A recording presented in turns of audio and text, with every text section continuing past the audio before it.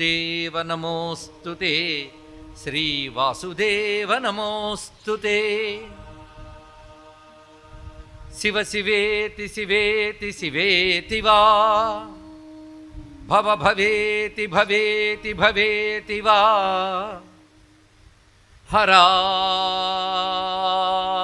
హరేతి హరేతి హరేతి వా, భజ మనః శివమేవ నిరంతరం. నమస్తే నమస్తే మహాదేవ శంభో, నమస్తే నమస్తే దయాపూర్ణ సింధో, నమస్తే నమస్తే ప్రపన్నాత్మబంధో, నమస్తే నమస్తే నమస్తే మహేశా. శివాయ గురవే నమః,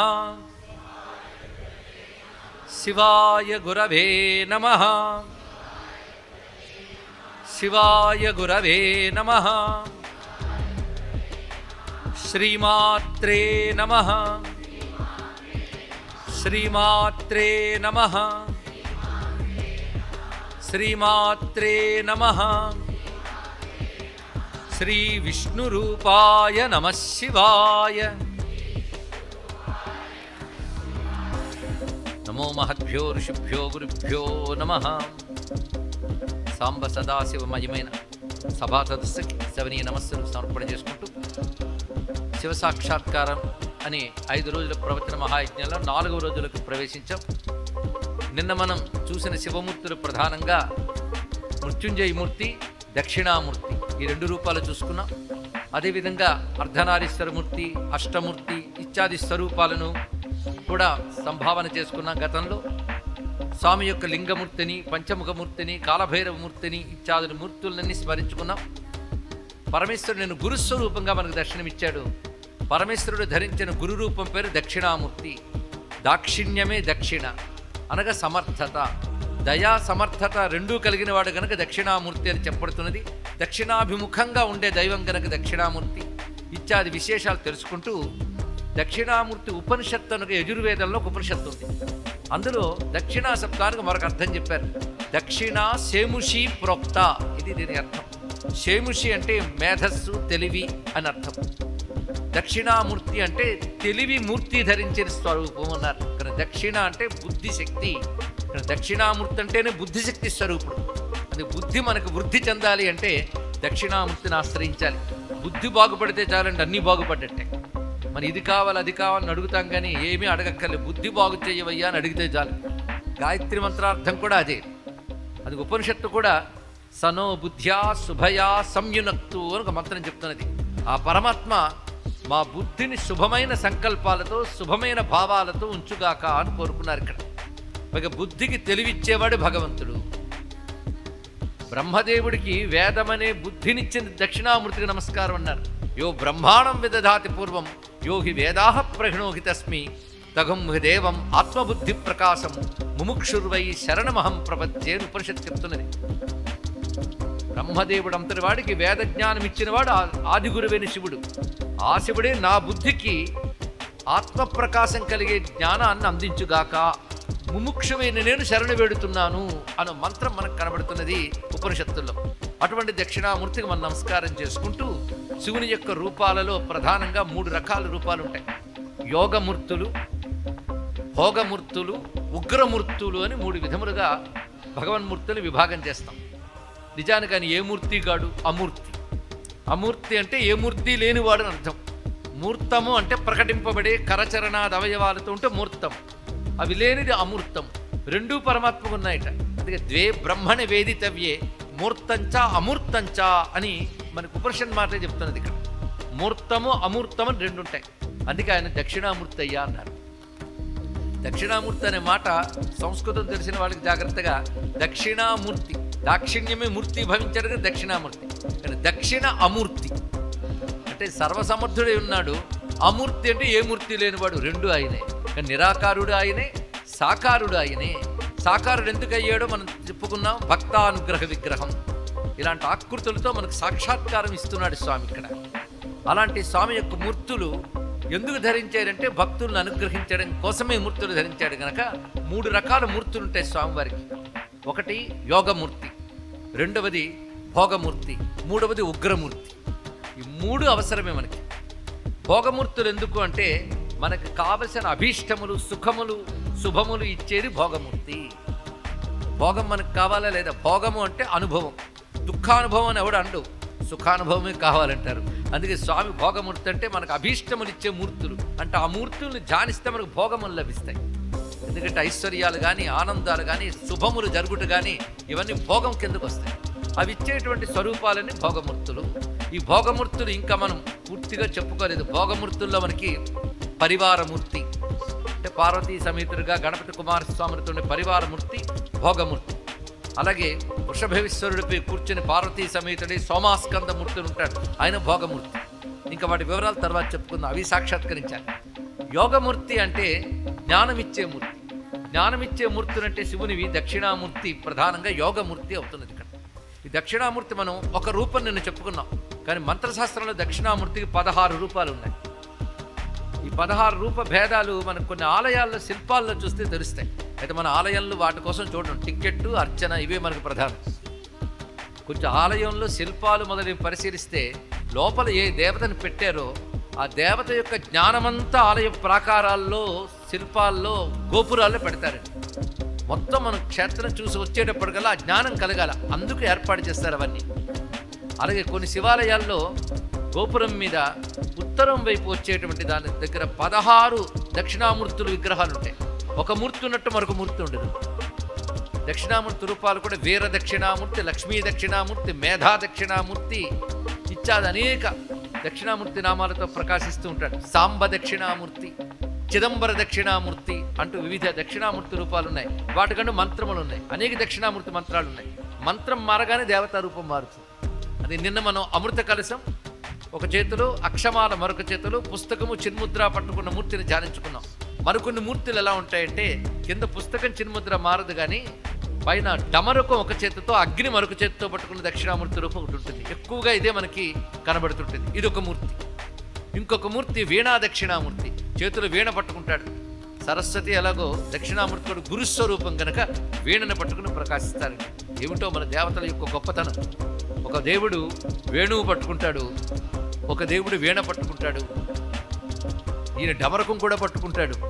అంటే సంగీత వాద్య పరికరాలు కూడా చేతి అలంకారాలుగా ధరించినటువంటి దేవతామూర్తులు అద్భుతంగా మన సనాతన ధర్మంలో కనబడుతున్నాయి. విద్యల దేవతలు వాళ్ళు. ఎందుకంటే పరమేశ్వరుడు సర్వ విద్యా స్వరూపుడు, ఈశాన సర్వ విద్యానం అంటున్నాం. అటువంటి దక్షిణామూర్తి యోగమూర్తి. ఈ దక్షిణామూర్తులు అందరూ యోగమూర్తి. మరొక మూర్తి ఉంది యోగమూర్తి. తపస్సులో ఉన్న శివుడు, తపోముద్రలో ఉన్న శివమూర్తి. చాలామంది తపస్సులో ఉన్న శివుణ్ణి భావన చేస్తూ ఉంటారు. మనం చూస్తూ ఉంటాం కూడా కొన్ని చిత్రపటాల్లో శివుడు అరచేతిలో పెట్టుకుని ఉన్నట్టు. ఎంత చక్కగా ప్రకాశిస్తున్నాడు అనే దాన్ని చెప్తూ సదేవదారు ద్రుమవేదికాయాం ప్రఫుల్ల రాజీవ వివాంక మధ్యే అంటూ కాళిదాసు వర్ణిస్తాడు. ఆ కూర్చున్న తీరే ఎలా ఉన్నదంటే నిటారైన వెన్ను, శిరస్సు, వెన్ను, మెడ సమానంగా ఉండేటట్టు కూర్చున్నాడు. గంభీరమైన మూర్తి, అరమూర్చిన కనులతో ఉన్నాడు. ఆ రెండు చేతులు ఒక చేతిలో ఒక చెయ్యి పెట్టుకుని కూర్చున్నాడు. మందస్మిత వదనంతో ప్రశాంతంగా ఉన్నటువంటి ఆ మూర్తి చేతులు ఎలా ఉన్నాయి అంటే ప్రఫుల్ల రాజీవ మివాంక మధ్య అంటాడు కాళిదాస మహాకవి. అంటే వికసించిన ఒక పద్మాన్ని ఒళ్ళో పెట్టుకున్నాడా అన్నట్టున్నది ఆ చెయ్యి. అంత అందంగా మెత్తని తామర లాంటి చేతులతో ప్రకాశిస్తున్న మూర్తి. దీన్ని శివుని యోగమూర్తుల్లో ఒకటి అంటారు. అంటే ఆ మూర్తిని ధ్యానిస్తే మనకు తపస్సు తెలుస్తుంది. అయితే శివుడు ఎవరి కోసం తపస్సు చేస్తున్నాడంటే ఇది పెద్ద ప్రశ్న. ఆయన ఎవరి కోసం తపస్సు చేస్తాడు? అసలు శివుడికి తపస్సు చేయవలసిన అవసరం ఏమున్నది అంటే తపస్సు అంటే ఇలా ఉంటుందని చెప్పడానికి తపస్సు చేసేట మహానుభావుడు. ఇక తపస్సు అంటే ఏదో ఒక రూపాన్ని ధ్యానించక్కర్లేదు, తనని తానే ధ్యానిస్తూ అంతర్ముఖుడై ఉన్నాడు స్వామి. తన స్థితిలో తాను ఉండడమే తపస్సు. ఈ స్వరూపాన్ని శ్రీనాథ మహాకవి కళ్ళకు కట్టినట్లు చూపిస్తాడు. వలుద కెంజడ కొప్పు వదలి వీడకయుండ పెనుపాప తలపాగ బిగయ జుట్టి మెడ కప్పుతో గూడి మిక్కిలి నలుపైన కమనీయ కృష్ణాజనము ధరించి భ్రూవికారము లేని పొడవు రెప్పలలోన ఘనదృష్టి నాసికాగ్రమున నిలిపి యోగ పట్టిక చెంది వరపైన నిలుకడ ఆసన స్థిర బంధం అనువుపరచి నిస్తరంగకమైన మున్నీరు బోలే గర్జనము లేని ఘన ఘనాఘనము ఓలే ధ్యాన నిశ్చలుడగు ఇందుధరుడు తోచే అంటూ ఆ చంద్రశేఖర రూపంతో ఉన్నటువంటి ధ్యానమూర్తిని వర్ణించాడు. ఇక్కడ ఎలా ఉన్నాడంటే ఆ జటాజూటం అంతా బంధించాడు. ఆ తపస్సులో ఉన్నాడు కనుక జటాజూటం కదిలిపోకుండా ఒక తలపాగా ఉందిట. ఆ తలపాగా ఏమిటంటే ఒక పామే తలపాగాలో చుట్టుకుంది ఆయనకి. పెనుపాప తలపాగ బిగియ జుట్టి, మంచి తెలుగు మాటలతో అందించాడు శ్రీనాథ కవి సార్వభౌముడు. వలుద కింజడ కొప్పు వదలి వీడకయుండ పెనుపాప, పాప అంటే సర్పం అనర్థం, పెనుపాప తలపాగ బిగియ జుట్టి. దానికి తోడు నీలకంఠంతో ప్రకాశిస్తున్నాడు. కృష్ణాజనం ధరించున్నాడు. మెడకప్పుతో గూడి మిక్కిలి నలుపైన కమనీయ కృష్ణాజనము ధరించి భ్రూవికారము లేని పొడవు రెప్పలలోన ఘన దృష్టి నాసికాగ్రమున నిలిపి. ధ్యానంలో దృష్టి కనుబొమల మధ్యలో నిలిపి ఉంచాడు ఆయన. ఆ ఉంచినప్పుడు కొందరు ధ్యానం చేస్తున్నప్పుడు చూడడానికి భయం వేస్తుందండి, ఇలా బిగిస్తాడు. అలా బిగిస్తే ధ్యానం కాదు, ఫోటో కోసం తీసుకున్న ధ్యానం అది. భ్రూ వికారము లేదు అంటే కనుబొమ్మల ముడిలో వికారం లేదు, అంత నిర్మలంగా నిర్వికారంగా ఉన్నాడు ఆయన. అలాంటి పొడవు రెప్పలు, అరముచ్చిన కన్నులు గనక పొడవు రెప్పలను వర్ణించారు ఇక్కడ. ఘన దృష్టి నాసికాగ్రమున నిలిపి, పైగా కూర్చున్న తీరు యోగ పట్టిక చెంది వరపైన నిలుకడ ఆసన స్థిర బంధం అనుపరచి. పతంజలి యోగ శాస్త్రంలో వర్ణిస్తాడు, ఆసన సిద్ధి లేనప్పుడు ప్రాణాయామం లేదు, ప్రాణాయామం లేనప్పుడు ధారణ లేదు, ప్రత్యాహారం లేదు, ప్రత్యాహారం లేనప్పుడు ధారణ లేదు, ధారణ లేనప్పుడు ధ్యానం లేదు, ధ్యానం లేనప్పుడు సమాధి లేదు. అంటే ఆసనం చాలా అవసరం అండి. ఆసనం అంటే ఈ రోజుల్లో యోగాసనాలని యోగా మ్యాటు సూటు వేసుకుంటున్నారు, అది కాదు. ఇప్పుడు ఏంటంటే యోగా కూడా ఆసనాలు ప్రాణాయామాలని మధ్యలో అష్టాంగాలు రెండు లాక్కొచ్చి అదే యోగం భ్రాంతిలో మనం ఉన్నాం. అష్టాంగ యోగం అంటే యమనియమాసనం, ప్రాణాయామ, ప్రత్యాహార, ధారణ, ధ్యాన, సమాధి అని అష్టాంగ యోగం. అష్టాంగ యోగాను గురువు ఎవరయ్యా అంటే శివుడేట. అన్ని విద్యలకి ఈశ్వరుడు గురువు. సంగీతానికి ఆది ఆయనే, నాట్యానికి ఆది ఆయనే, సాహిత్యానికి ఆది ఆయనే, సర్వ విద్యలకు ఆది ఆయనే. అది ఈశాన సర్వ విద్యానం. అందుకే శివ అనుష్ఠానం జ్ఞానాన్ని విద్యని ఇస్తున్నది. ఇక్కడ అన్ని విద్యలకి ఆయన గురువు. యోగశాస్త్రం అంటే ఆయన నుంచే వచ్చింది, మంత్రశాస్త్రం ఆయన నుంచే వచ్చింది. సర్వశాస్త్రములు పంచముఖాల గురించి చెప్పుకున్నాం, గుర్తుందా? 5 ముఖాల నుంచి ఒక్కొక్క ముఖం నుంచి ఒక్కొక్క ఆగమం చెప్పుకున్నా 5 ఆగమాలు వచ్చాయి. ఆగమాలు 5: పూర్వామ్నాయ, పశ్చిమామ్నాయ, దక్షిణామ్నాయ, ఉత్తరామ్నాయ, ఊర్ధ్వామ్నాయములను 5 ఆమ్నాయములు ఉంటాయి. ఆమ్నాయములు అంటే మంత్రశాస్త్రము అని అర్థం. ఇక్కడ అందులో ఉన్న మంత్రములే మంత్రములండి. అవన్నీ వైదికమైన మంత్రములు. సర్వదేవతా మంత్రాలు అందులో ఉంటాయి. విష్ణు మంత్రాలు, శివ మంత్రాలు, శక్తి మంత్రాలు, గణేశ మంత్రాలు, సూర్య మంత్రాలు, ఇంకా అనేక దత్తాత్రేయాది దేవతల మంత్రాలన్నీ కూడా ఈ 5 ఆమ్నాయాలు ఉంటాయి. ఈ 5 ఆమ్నాయాలు ఓంకార స్వరూపుడైన శివుని యొక్క 5 ముఖాల నుంచి వచ్చాయంటే ఆ ముఖాలు తలంచుకుంటేనే చాలు. 5 ఆమ్నాయములు అంటే సర్వమంత్రములు ఆయన ముఖముల నుంచే వచ్చినటువంటివి. అటువంటి పరమేశ్వరుడు. అందుకే యోగము కూడా ఆయన యొక్క స్వరూపమే. యోగశాస్త్రం ఈ మధ్యన ఒక పాశ్చాత్యుడు Shiva the lord of yoga అని పుస్తకం రాశాడు. వీలైతే మీ పిల్లలు చేసి చదివించండి, అప్పుడు తెలుస్తుంది హిందూ మతం గొప్పతనం ఏమిటో. ఈ ధర్మంలో పుట్టడమే ఒక అదృష్టం అనే భావం వాళ్ళు కలుగుతుందండి. యోగశాస్త్రం శివుని యొక్క స్వరూపం. అందుకే నటరాజమూర్తిని చూసినా, ధ్యానమూర్తిని చూసినా యోగం మనకు స్ఫురిస్తుంది. ఇక్కడ ఇంకా మన నటరాజు దాకా వెళ్ళలేదు, ఇప్పుడు ధ్యానమూర్తి దగ్గరే ఉన్నాం. రోజు శివపదం నృత్యాలు చూస్తున్నా కానీ నటరాజు కనబడుతున్నట్టు అనుకోవచ్చు. సరే, ఇప్పుడు ధ్యానమూర్తి దగ్గర మనం ఉన్నాం. ఒక మాట అంటారు స్వామి వివేకానంద, భారతదేశం గొప్పతనమంతా శివుని ఆరాధించడంలోనే కనబడుతుందని చెప్పాడు. ఇక్కడ ఆయన బ్రహ్మతత్వ ప్రతిపాదన చేసిన వాడే, ఆయనకి దేవతాభేదం లేదు. అయినప్పటికీ ఆ శివుడంటే ఆయనకు ఒక ప్రీతి ఉన్నది. ఒక అద్భుతమైన మాట చెప్పాడు ఇక్కడ. ఎందుకంటే శివుడు అనగానే గుర్తొచ్చేది తపస్సు, ధ్యానం, జ్ఞానం, వైరాగ్యం, యోగం. అతన్ని మేము ఆరాధిస్తున్నామంటే హిందువులు తపస్సుని, జ్ఞానాన్ని, ధ్యానాన్ని, యోగాన్ని, నిరాడంబరతని, వైరాగ్యాన్ని ఆరాధిస్తారని తెలుసుకోండి. అది హిందూ ధర్మం గొప్పతనమని విదేశాల్లో చాటాడు. అంటే ఇందాక చెప్పిన తపము, ధ్యానము, జ్ఞానము, యోగము, శాంతము, వైరాగ్యము, నిరాడంబరత్వము అన్నీ కలిపి మూర్తిభవించిన వాడే శివుడు. అందుకే ఆ ధ్యానమూర్తిని చూస్తూ ఉంటే ఆ యోగ పట్టిక చెంది వరపైన నిలుకడ అని చెప్పినప్పుడు ఆసన సిద్ధి ఉండాలి ముందు. ఒక 10 నిమిషాలు కూర్చుంటే 5 నిమిషాలకు ఒకసారి ఆసనాలు మారుస్తూ ఉంటాం మనం. అంటే వాడికి ఎప్పుడు ముందు వాడే కూర్చోలేదు, మనసు ఎప్పుడు కూర్చుంటుందండి. కనుక మనసును కూర్చోబెట్టే ముందు వాడు కూర్చోవాలి, కూర్చోవడం చేతనవ్వాలి, స్థిరమైనది. పైగా ఈ రోజులు కాళ్ళు వేలాడేసుకుని తినడాలు అలవాటైపోయిన రోజుల్లో మఠాలు వేసుకోవడమే చేత కావట్లేదు. పిల్లలు సరిగ్గా మఠం వేసుకోలేకపోతున్నారు, అలా పెంచుతున్నారు. ఇంకా వాళ్ళ ఆరోగ్యాలు ఏం బాగుంటాయి, వాళ్ళ భవిష్యత్తులు ఏం బాగుంటాయి. అదే ఆ మఠాలు వేసుకున్నప్పుడు రకరకాల ఆసనాలు ఉన్నాయి. పద్మాసనం అని, అర్ధపద్మాసనం అని, వీరాసనం అని, రకరకాల ఆసనములు. దేవతలందరూ కూడా ఏదో ఒక ఆసనంలో ఉంటారు. ఇలా వివిధమైన ఆసనములు మనలో ఉన్న అంతర్గతమైన దివ్య శక్తిని జాగృతపరుస్తాయి. ఒక్కసారి జాగ్రత్తగా విన్నారా ఈ మాట? మనలో ఉన్న దివ్య శక్తిని జాగృతపరిచేదే ఆధ్యాత్మిక సాధన. ఇది గుర్తుపెట్టుకో. అందుకని ఆధ్యాత్మిక సాధన అనగానే ఎక్కడ ఆకాశం ఢామ్ అని ఊడిపడదు, నీలోంచి జాగృతం కావాలి. అది జాగృత కాకుండా నువ్వు సామాన్య పశు జీవితం గడుపుతున్నావు కనుక లోపల ఉన్న శక్తి తెలియట్లేదు. అందుకే వివేకానంద చెప్తాడు, each and every soul is potentially divine అని చెప్పాడు. ఇక్కడ మనలో ఒక అనంతమైన ఈశ్వర శక్తి ఉంది. హిందూ మతం గొప్పదనం ఏంటంటే విశ్వమంతా నిండిపోయి ఎవడున్నాడో, విశ్వాన్ని మించిపోయి ఎవడున్నాడో వాడే నీలో ఆత్మగా ఉన్నాడని చెప్తున్నాడు. ఒక్కడి చాలదండి ఆ మాటని. అని ఎక్కడ ధ్యానిస్తావయ్యా పరమాత్మ అంటే యోగి రుచానగమ్యం అన్నారు. ఇక్కడ అక్కడ ధ్యానిస్తాం పరమాత్మని. అంటే ధ్యానిస్తామంటే ఊహించుకుంటున్నామని కాదు, ఉన్నవాణ్ణి ఊహించుకుంటున్నామని. ఉన్నని నేను ఊహించుకొనిచుంటే ఉన్నవాణ్ణి పట్టుకుంటున్నాము.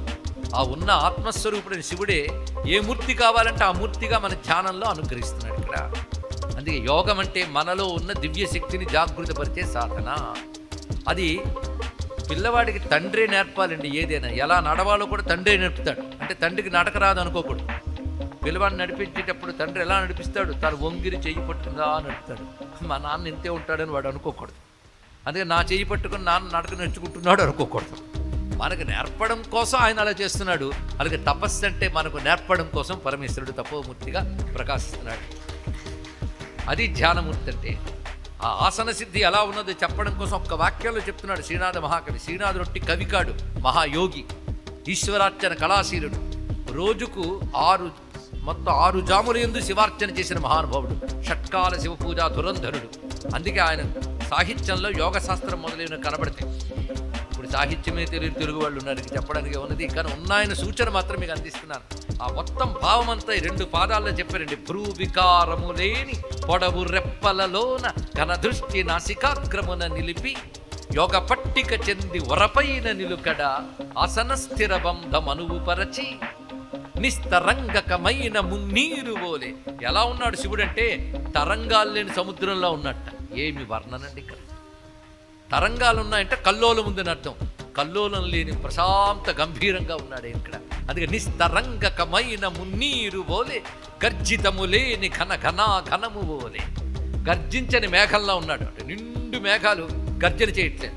అంటే హడావిడి అలజడి లేకుండా ప్రశాంతంగా ఉన్నటువంటి ధ్యాననిశ్చలుడైన ఇందుధరుడు, ధ్యాననిశ్చలుడైన చంద్రశేఖరుడు అని చెప్పారు. స్వామి వివేకానంద శిష్యురాల్లో మార్గరెట్ నోబుల్ అని ఒక ఆవిడ ఉండేవారు, చాలామందికి తెలిసి ఉంటుంది. ఆయన 1893లో అమెరికాకి వెళ్ళి అటు నుంచే యూరప్ పర్యటన చేసి అలాగే జపాన్ మొదలైన దేశాలు కూడా చూశారు ఆయన. అప్పుడు పాశ్చాత్య దేశం మేల్కొంది, భారతదేశం అంటే ఏంటో తెలుసుకుంది, హిందూ మతం గొప్పతనం ఏంటో తెలుసుకుంది. తెలుసుకోవడమే కాదు, ఆ 3 ఏళ్లలో అనేక వేదాంతిక్ సొసైటీలు అక్కడ ఏర్పడ్డాయి. ఇప్పటికీ నడుస్తున్న, అది గర్వించదగ్గ అంశం. మనం అధ్యయనం చేయట్లేదు, పట్టించుకోవట్లేదు, కానీ అక్కడ బాగా అధ్యయనం చేస్తున్నారు. చాలా వేదాంతం అనే పదము, ఆత్మతత్వజ్ఞానము, ఇవన్నీ పాశ్చాత్యులకు తెలియజేసిన వాడి స్వామి వివేకానంద. ఆడు తర్వాత ఎందరో మహానుభావులు వెళ్ళి చూపించారు, కానీ ఆది ఆయన. అక్కడి నుంచి భారతదేశం తిరిగింది పశ్చిమ ప్రపంచం. తెలుసుకోండి, ఇక్కడ ఈ దేశం గొప్పతనాన్ని అలా చెప్పడమే కాకుండా ఆయన ఒక మాట చెప్పాడు, the future religion of world is only one, that is Vedanta. అది ఆయన చెప్పిన మాట. వేదాంతమే చివరికి మిగిలే మతం. వేద అంతము అంటే వేదము చివరల్లో చెప్పినటువంటి ఉపనిషత్ మతమే పరమార్థము అని ప్రతిపాదించిన మహానుభావుడైన ఆయన మాటలు స్ఫూర్తి పొంది ఎందరో అక్కడ ప్రభావితులైపోయారు. అలా ప్రభావితులై ఆయనతో పాటు భారతదేశానికి వచ్చి భారతదేశం గొప్పతనం తెలుసుకుని అనేక గ్రంథాలు రచించి ఈ దేశానికి తనను తాను నివేదించుకున్న మార్గరెట్ నోబుల్ సిస్టర్ నివేదిత అనే పేరుతో అద్భుతమైన గ్రంథాలు రచించిందండి ఆ తల్లి. అందులో కాళీతత్వం గురించి అత్యద్భుత పుస్తకం రాసింది. మనకంటే కాళీయే తెలియదు, మన వాళ్ళే మన దేవతలు విమర్శిస్తూ ఉంటారు. అర్థం చేసుకోమని ఆవిడ చెప్పింది. అలాగే శివుడు గురించి ఆవిడ చాలా అద్భుత విషయాలు చెప్పింది. నేను భారతదేశానికి వచ్చి హిమవత్ పర్వత ప్రాంతాలు మొదలైనవి చూస్తుంటే నాకు హిమవత్ పర్వతమే శివుళ్ళా కనబడింది అన్నాడు. అంది ఆ తల్లి, శివుళ్ళా కనబడింది హిమవత్ పర్వతం. ఎలాగో అంటే ఒక్కసారి చూడగానే ఎత్తైన చెట్లతో ఉన్నప్పుడు హరికేశాయ వృక్షానాం పతయే నమః అని రుద్రం చెప్పినట్లు హరికేశేభ్యః అంటే ఆకుపచ్చని జడలతో ఉన్నటువంటి ప్రతి వృక్షము శివుళ్ళా కనబడింది ఆవిడకి. అంతేకాదు ఇలాంటి వృక్షాలతో హిమవత్పర్వతము, పైగా తెల్లని మంచు ఉంటూ వృక్షాలు ఉంటూ ఉండగానే భస్మధారణ చేసుకుని శివుళ్ళా కనబడుతుంది. పైన ప్రవహిస్తున్న ప్రవాహాలన్నీ ఆయన జడంలోంచి ప్రవహిస్తున్న గంగలా కనబడింది. నాకు మొత్తం హిమాలయాలే శివుళ్ళా కనబడ్డాయి దానికి. అంటే అంతా శివుడిని ఎలా చూడాలో నేర్చుకోవాలి. హిమాలయాల్లో తిరుగుతూ, అలాగే భారతదేశంలో అరుణాచలం, శ్రీశైలం లాంటి మహాక్షేత్రంలో సంచరిస్తుంటే ఆ చెట్ల కింద కూర్చుని మహర్షులందరూ గోచరించారు నాకు. లేదా యోగులు, ఆవిడ కనబడ్డ యోగులు వాళ్ళు ఎలా ఉన్నారో చెప్తున్నది. నా ప్రతి యోగి శివలింగంలా కనబడ్డాడు అన్నదండి. ఇప్పుడు ఈ తపోమూర్తులు చెప్పినప్పుడు ఆ వర్ణన గుర్తుకొస్తుంది మనకి. ప్రతి యోగి శివలింగంలా కనబడ్డట. ఎలా అంటే నిటారుగా కూర్చొని 2 చేతులు ఒళ్ళో పెట్టుకున్నప్పుడు ఆ కూర్చుని 2 తొడలు పరచుకుని కూర్చోగానే ఆ 2 తొడల భాగం పానవట్టంలా, ఈ కూర్చున్న భాగం లింగంలా కనిపించి ప్రతివాడు మహాలింగంలా కనబడ్డాడు. అంటే శివుని ధ్యానమూర్తి ఒక లింగమూర్తిగా గోచరిస్తుంది. అద్భుతమైన భావన ఇది. అలా ఉన్నటువంటి తపోమూర్తి అయిన శివుణ్ణి మనం తలుచుకుంటున్నాం. అందుకే తపసాం ఫలదాతారం తపోరూపం అని పరమాత్మని ధ్యానించే శ్లోకములు ఉన్నాయి. తపోరూపం ఇది కూడా యోగమూర్తుల్లో ఒకటి. ఇక్కడ భోగమూర్తులు, యోగమూర్తులు, ఇక ఉగ్రమూర్తులు. ఉగ్రమూర్తులు అనేక రకాలు ఉంటాయి. ఒక్కొక్క మూర్తులు తలంచుకోవాలి. అయితే భోగమూర్తులు మనకి భోగములు ఇస్తారు, యోగమూర్తులు జ్ఞానాన్ని ఇస్తారు. ఉగ్రమూర్తులు ఏం చేస్తారు? మన భయాల్ని పోగొడతారు, దుష్టత్వాన్ని పోగొడతారు, లోకాన్ని ఆవరించే దౌర్జన్యాన్ని తొలగిస్తారు. ఇప్పుడు ఈ మూర్తుల్లో ఏ మూర్తి బాగుంటుందండి మనకి? చెప్పండి. 3 బాగుంటాయి కదా, 3 అవసరం మనకి. ఎందుకంటే భయాల్ని భయపెట్టడానికి అభయస్వరూపుడు వస్తాడు ఇక్కడ. కనుక మన దేవతలు ఉగ్రంగా కనబడతారు. హిందూ మతంలో దేవతలు ఉగ్రంగా ఉంటారంటే అదే మా గొప్పతనం అని చెప్పాలి ఇక్కడ. ఆ ఉగ్రమూర్తులు దుష్టత్వాన్ని నిగ్రహించడం కోసం వస్తారు. నిగ్రహం కూడా అనుగ్రహం యొక్క స్వరూపమే. ఎలాంటిదంటే ఒక కోడి పిల్లలతో వెడుతుంది అనుకోండి, అంతెందుకు కుక్క తన పిల్లలతో వెడుతుంటే పిల్లల మీద చేయి వేయండి, ఆ కోడి కుక్క కూడా ఉగ్రమైపోతాయి. అంటే పిల్లల్ని కాపాడుకోవడం కోసం ఆ మెత్తని జంతువు కూడా ఉగ్రమైపోయింది కదా. అలాగే దయాస్వరూపుడైన భగవంతుడు కూడా జగతిని కాపాడడం కోసం ఉగ్రమూర్తులు ధరిస్తాడు. అది కరుణ యొక్క మరొక స్వరూపమే. నిగ్రహం కూడా అనుగ్రహం యొక్క స్వరూపమే. అలాంటి ఉగ్రమూర్తులు కావాలి మనకి. రక్షణకు ఉగ్రమూర్తులు, అభీష్టములకు భోగమూర్తులు, శాంతికి జ్ఞానానికి యోగమూర్తులు. ఈ 3 మూర్తులు ధరించిన ఏ మూర్తి లేని పరమేశ్వరుని మనం శరణు పెడదాం. ఇవన్నీ కూడా లోకానుగ్రహార్థం ధరించిన మూర్తి. ప్రతి మూర్తిని మనం ధ్యానించవచ్చు. కొందరు అన్నారు దక్షిణామూర్తి మంత్రం, మృత్యుంజయ మంత్రం, ఈ మంత్రం ఆ మంత్రం ఉంటే మంచిదే, కానీ ఒక్క శివనామం అనుకుంటూ ఇన్ని మూర్తులను ధ్యానించినా చాలండి. అన్ని మూర్తుల శివనామంలో ఉన్నాయి తెలుసు. అన్ని ఆయన ధరించిన మూర్తులే కదా. ఎప్పుడు ఎలా రవాలో ఆయన చూసుకుంటాడు. ఆ ఉగ్రమూర్తులు కొందరిని చెప్పుకుందాం. ఒకప్పుడు సృష్టి ఆరంభ స్థితిలో పరమేశ్వరుని అనుగ్రహంతో వివిధమైన సృష్టిలు జరిగాయని చెప్పుకున్నాం 2వ రోజున మనం. ఇంకా బ్రహ్మదేవుడు ఈ సృష్టిలో స్త్రీ పుంసాత్మకమైన సృష్టి ఏర్పడింది. ఈ సృష్టి విస్తరించాలి అంటే ఒకరి పట్ల ఒకరికి ఆకర్షణ అనేది ఏర్పడాలి. దీనికి ఏం చెయ్యాలని ఆలోచిస్తున్నాడు. దానికి ఒక భావం కావాలి. ఆ భావం ఎలా వస్తుందా అని ధ్యానం చేస్తుంటే ఈశ్వరానుగ్రహం వల్ల బ్రహ్మదేవుడు మనస్సు నుంచి ఒక దేవత పుట్టాడు. ఆ దేవత పేరు మన్మథుడు. వాడిని కాముడు అంటాం. కామ అంటే కోరిక, అంటే కామం కూడా ఒక దేవతగా భావించిన జాతి హిందూ జాతి. అది కాముడు అన్నారు ఇక్కడ. అదొక శక్తి అండి. శక్తి ఏదున్నా దానికి దేవతాకృతి ఉంటుంది. ఇది తెలుసుకుంటే చాలు. ఇంతమంది దేవతలా అంటే ఇంతమంది దేవతలు ఒక్కొక్కరు ఒక్కొక్క శక్తికి సంకేతం. కామం కూడా ఒక శక్తి. అయితే మరి కామం తప్పు కదండి అని కొందరు అనొచ్చు. కామక్రోధ లోపమోహ మతమాత్సర్యముల్లో మొట్టమొదటి ఎవరున్నారు చెప్పండి? కామం. ఏంటి ఎంతమంది చెప్తున్నారు? నేను మొత్తం కామక్రోధాన్ని మొత్తం చెప్పి కూడా మొదట ఏమిటండి అని అంటే హరిషడ్ వర్గాల్లో మొదటిదేది కామం కదా. అప్పుడు అది కూడదు. కానీ ధర్మ అర్థ కామ మోక్షములు. అక్కడ మరి కామం ఉందే, అది పురుషార్థం అన్నారు. అక్కడేమో శత్రువు, ఇక్కడ పురుషార్థం. ఏమిటండి, రెండూ కామశబ్దాలే కదా. అక్కడేమో తప్పు అన్నారు, ఇక్కడేమన్నారు మంచిదే అన్నారు. ఇదేమిటయ్యా అంటే ధర్మానికి మోక్షానికి మధ్యలో ఉంటే మంచిది, అది ఒక్కటే ఫస్ట్ ప్లేస్ ఇస్తే ప్రమాదం. అది చెప్పడం ఇక్కడ. కామానికి ఎప్పుడు ఫస్ట్ ప్లేస్ ఇవ్వకూడదు, మహాప్రమాదం. ముందు ప్లేస్ ధర్మానికి ఇవ్వాలి, తర్వాత అర్థం, తర్వాత కామం, తర్వాత మోక్షం మర్చిపోకూడదు ఇక్కడ. కనుకనే ధర్మం తర్వాత కామం మంచి చేస్తుంది, ధర్మాన్ని పక్కన పెట్టి మొట్టమొదటి పెట్టుకున్న కామం ప్రమాదకరం. తెలుసుకోవాలి ఇక్కడ. అంటే శాండ్విచ్లా ఉండాలి కామం. ధర్మమోక్షాల మధ్యలో ఉంటూ ఒంటికి మంచిదండి అర్ధకామాలు. కానీ మనం మాత్రం ధర్మం మోక్షం వదిలేస్తాం, అర్ధకామాలే కావాలని పరిగెడతాం.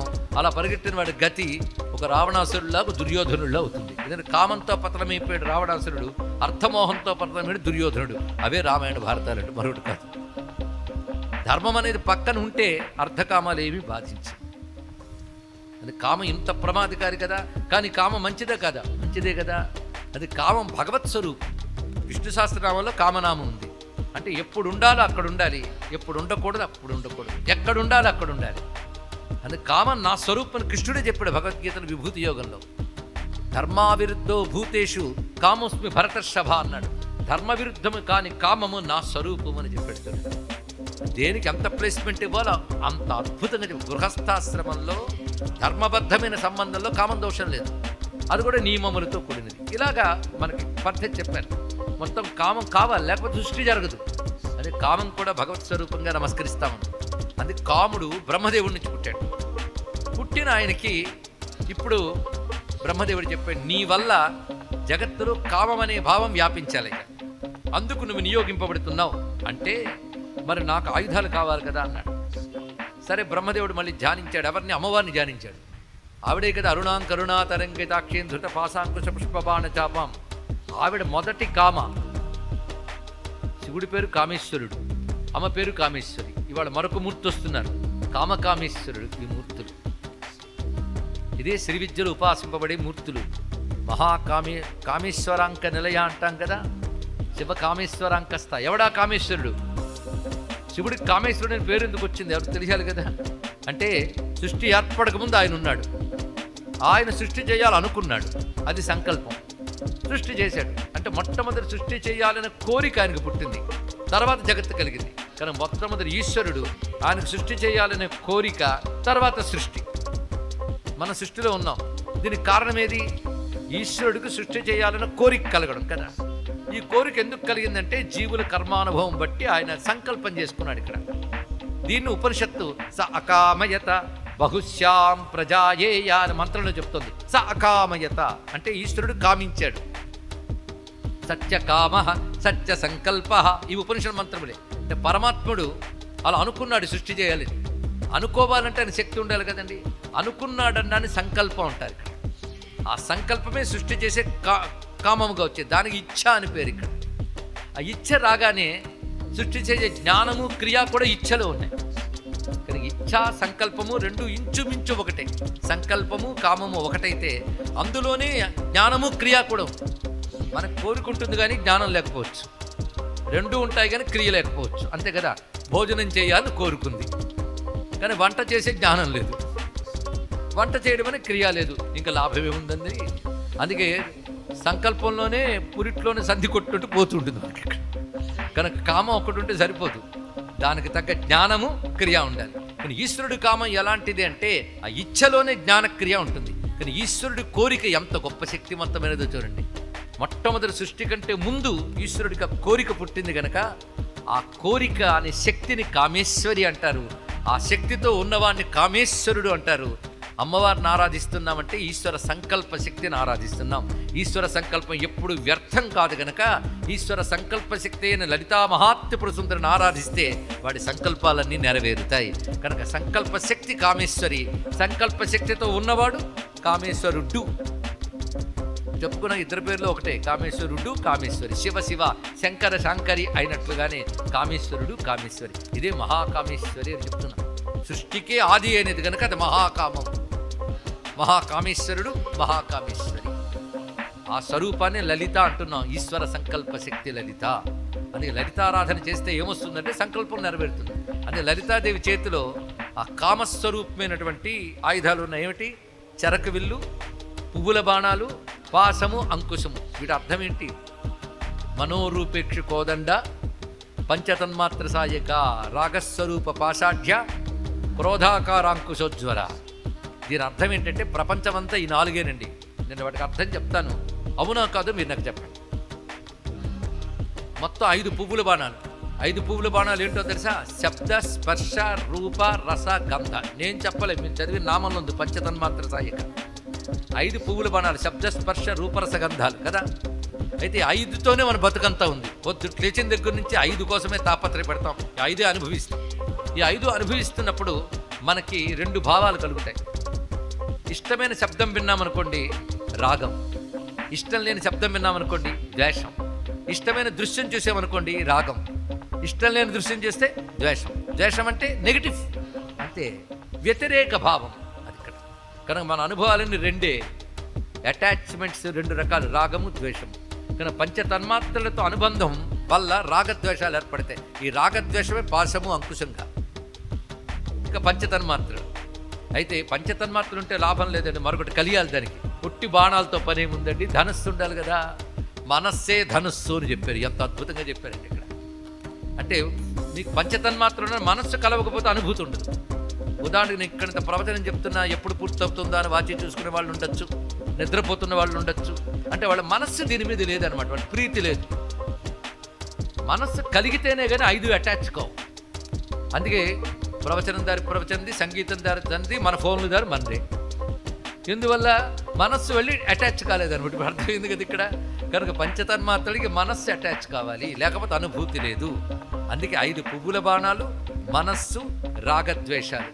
ఆ రాగద్వేషాలే పాశ అంకుశములుగా, పంచతన్మాత్రలు 5 పూల బాణాలుగా, మనస్సు ధనుస్సుగా పట్టుకుంది.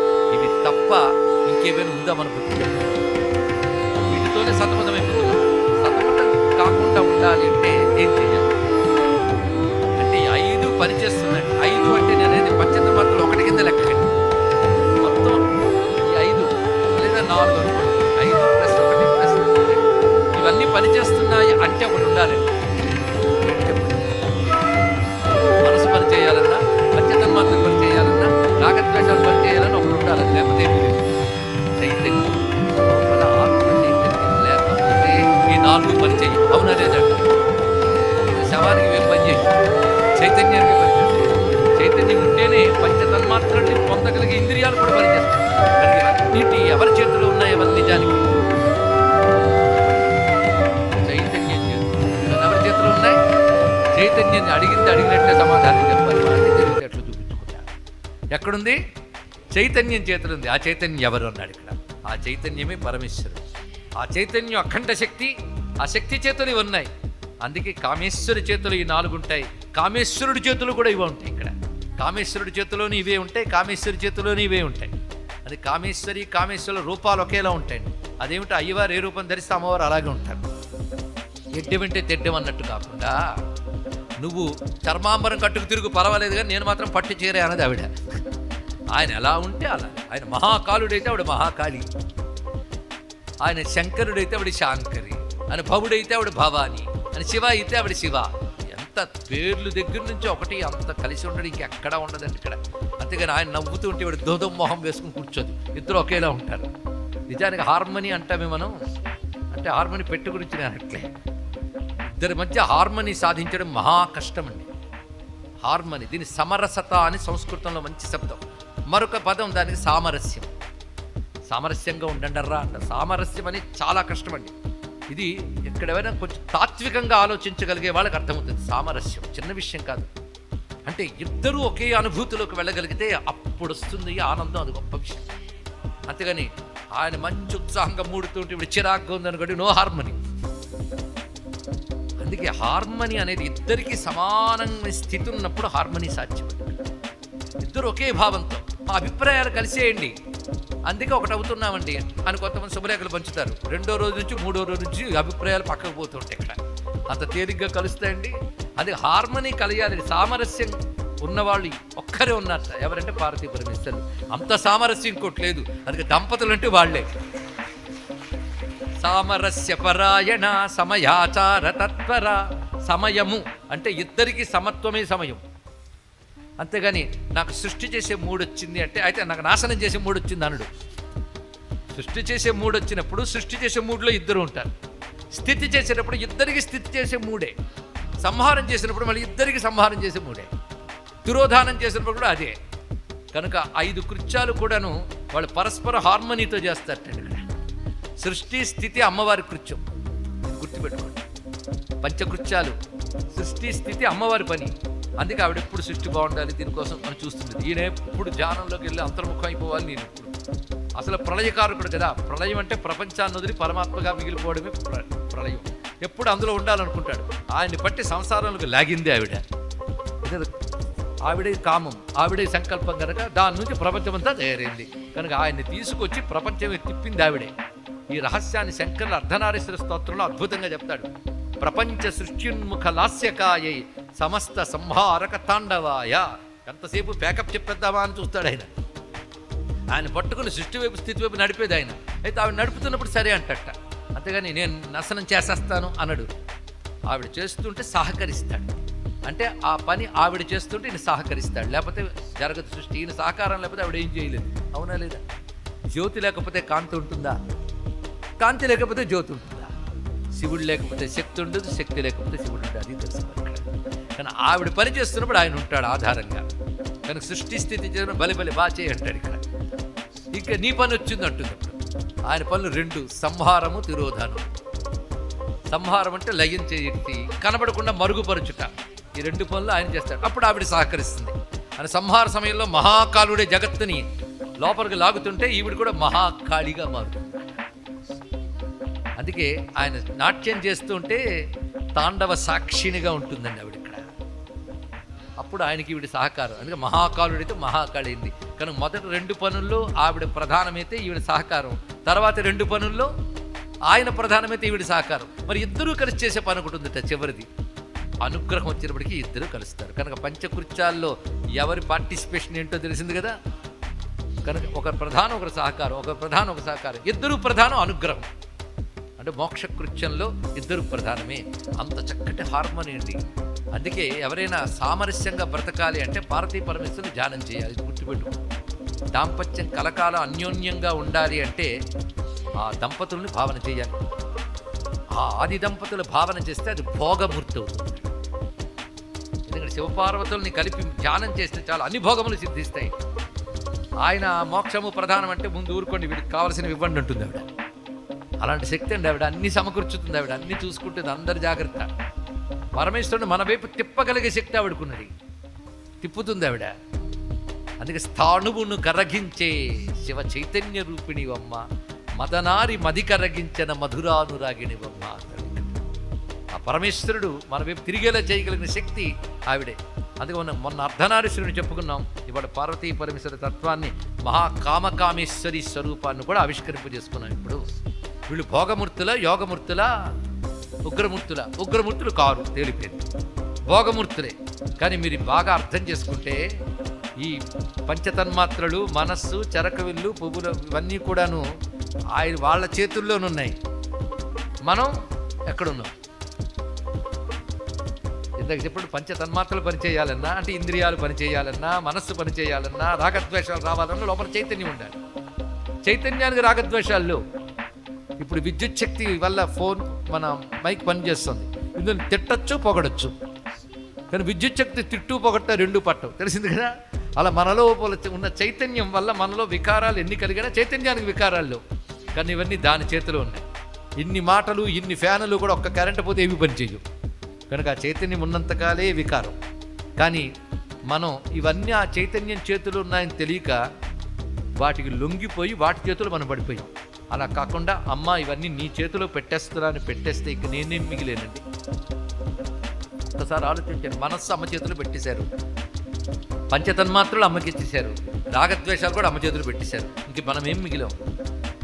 మనం మనంగా మిగిలాం, ఆత్మగా మిగిలాం. అప్పుడు అమ్మవారిని గ్రహించగలిగాం, తెలుసుకోండి. ఇక్కడ ఇది అమ్మవారి తత్వం. అమ్మ అన్నీ నీ చేతులు ఉన్నాయి, నా చేతిలో ఏమీ లేదు అని తెలుసుకున్న ఎరుక లలితా పరమేశ్వరి ధ్యానంలో ఉన్నది. మహాకామేశ్వరి ధ్యానంలో మనకు కనబడుతున్నది. అదే మహాకామేశ్వరి అంటే మహా చైతన్య స్వరూపం. పైగా ఆవిడ చేతులు ఉన్నాయంటే అన్ని ఆవిడ నిర్వాహకమని తెలియడం ఒకటి, ఆవిడ చేతులు ఉన్నాయంటే ఆశ్రయించిన భక్తుడిని అమ్మ చేతులు పెట్టి తాను కేవలం శరణాగతుడైపోయాడు. ఇన్ని భావములు అందులో కనబడతాయండి. మొత్తానికి జగత్తు మొత్తం సమిష్టి మనస్సుని, సమిష్టి పంచతన్మాత్రాన్ని, సమిష్టి రాగద్వేషాలు నిగ్రహిస్తుంది. రాగద్వేషాలు మంచివా చెడ్డవా చెప్పండి? మంచివా? రాగద్వేషాలు వదలమని శాస్త్రం చెప్తుంది కదా. అంటే దుర్మార్గులకి చెడ్డవాటితో రాగం, మంచివాటిపై ద్వేషం ఉంటుంది. సన్మార్గులకి ధర్మంపై రాగం, అధర్మంపై ద్వేషం ఉంటుంది. కనుక వాటికి పాజిటివ్ నెగిటివ్ సైడ్ ఉంటుంది.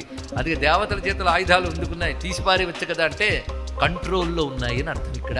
కనుక మన కంట్రోల్లో ఉండాలి, వాటి కంట్రోల్లో మనం ఉండకూడదు. ఇప్పుడు తెలిసింది కదా, మనస్సు మన కంట్రోల్లో ఉండాలి కానీ మనస్సు కంట్రోల్లో మనం ఉండకూడదు. శబ్దస్పర్శ రూపరసగంధాల వైపు మనం ఆకర్షితులేమంటే వాటి చేతులు ఉన్నట్టు, వాటిని మనం చేతులు పెట్టుకోవాలి. రాగద్వేషాలు మన కంట్రోల్లో ఉండాలి. అధర్మం వైపు ఆగ్రహం ఉండాలి, ధర్మం వైపు ప్రేమ ఉండాలి. కనుక మన కంట్రోల్లో ఉండాలి. అందుకే అవి కూడా గొప్పవే. రాగద్వేషాలు కూడా వాడుకు బట్టి గొప్ప మంచి చెప్పబడతాయంటే కత్తి ఉంది, డాక్టర్ చేతిలో ఉంటే ప్రయోజనం, హంతకుడి చేతిలో ఉంటే ప్రమాదం. కానీ కత్తిదేం తప్పులేదు. కనుక భగవంతుడి చేతిలో ఉండి ప్రపంచమంతా నడుపుతుంది. ఇది మొత్తం తెలుసుకోవాల్సింది. మొత్తం అద్భుతమైన తత్వం కామకామేశ్వరి తత్వంలో మనకు గోచరిస్తున్నది. కనుక ఇవాళ సాక్షాత్కరించిన శివమూర్తులు ఎవరు? మహాకామేశ్వరి, మహాకామేశ్వరుడు. ఆ కామేశ్వరుడు విశ్వానంతటి నడుపుతాడు. వాడి ముందు ఈ కాముడు ఎంతండి చెప్పండి? ఇక్కడ ఆయన సూర్యుడైతే ఇది కిరణం అంతే. ఈ కాముడు అక్కడి నుంచి చిన్న చిన్న స్పెక్. కనుక అమ్మవారిని ధ్యానం చేసి ఆయుధాలు అమ్మవారి ఇస్తే బ్రహ్మదేవుడు ఇచ్చాడు. ఎవరికి ఇచ్చాడు? మన్మధుడికి. కథ మర్చిపోవచ్చు. ధను పౌష్పం మౌర్వీ మధుకరమయీ పంచవిశికా వసంత సామంతో మలయ మరుదాయోధనరథ. విన్నారా ఎక్కడైనా? ఎక్కడుంది ఇది? సౌందర్యలహరి. హల్కా హల్కా ఆయుధాలు పట్టుకున్నాడు. చెరకు విల్లు ఎవడైనా ముక్కలు చేసి వచ్చి అలాంటిది. మనస్సు అండి అంత మెత్తది. ఆ మనస్సుని చెరకు విల్లుతో పోల్చారే, అంత అద్భుతమైన మాటతోనండి. అందుకు పాశ్చాత్యుని అంటాడు, హిందూ మతంలో దేవతలు రూపాలు చూసి ఏమో అనుకున్నాను, అవి ఆలోచిస్తే ఎంత గొప్పగా ఉన్నాయో. ఒకవేళ అవి నిజంగా జరిగితే అద్భుతాలు, నిజంగా జరగలేదు ఎవరో కల్పించారంటే మహాద్భుతాలు అన్నాడండి. ఇక్కడ ఎలాగైనా గొప్పదే, ఇది కల్పనైనా గొప్పదే, నిజమైనా గొప్పదే. అసలు కామం అనే దాని స్వరూపమంతా ఇందులోనే చెప్పేశారు మొత్తం. ఇలాంటి హల్కా హల్కా ఆయుధాలు పట్టుకున్నాడు ఆయన. మనస్సు, పువ్వుల బాణాలు ఇన్ని పట్టుకున్నాడు. పైగా ధనుస్సుకు పెట్టే నారి ఏమిటయ్యా అంటే తుమ్మెదలు దండుటండి. ఓ 2 తుమ్మెదల్ని తిన్నగా ఒక దగ్గర పెట్టండి. అలాంటి 9 కలిపి ఒక నారిగా చేశారంటే అది గొప్పవాడు. దీని అర్థం ఏంటి తెలుసా? మనస్సుకి మన ఇంద్రియానుభవాలకి మధ్యలో 9 ఉండాలి. 9 అంటే నాడీ గ్రంథులు. ఒక్కొక్కటి ఈ ప్రాణనాడులతోనే మనం ఎదురు పొందుతాం. ఆ నాడీ గ్రంథులన్నీ వింటి నారి అయ్యింది. అది నాడీ నారియే కదా.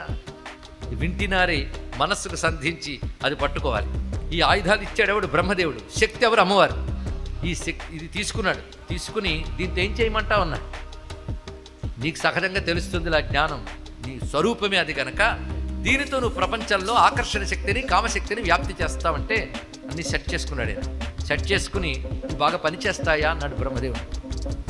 ఎందుకు సందేహం? తప్పగా పనిచేస్తాయంటే పరీక్షించుకోవచ్చా అన్నాడు. ఇక్కడ చేసుకున్నాడు.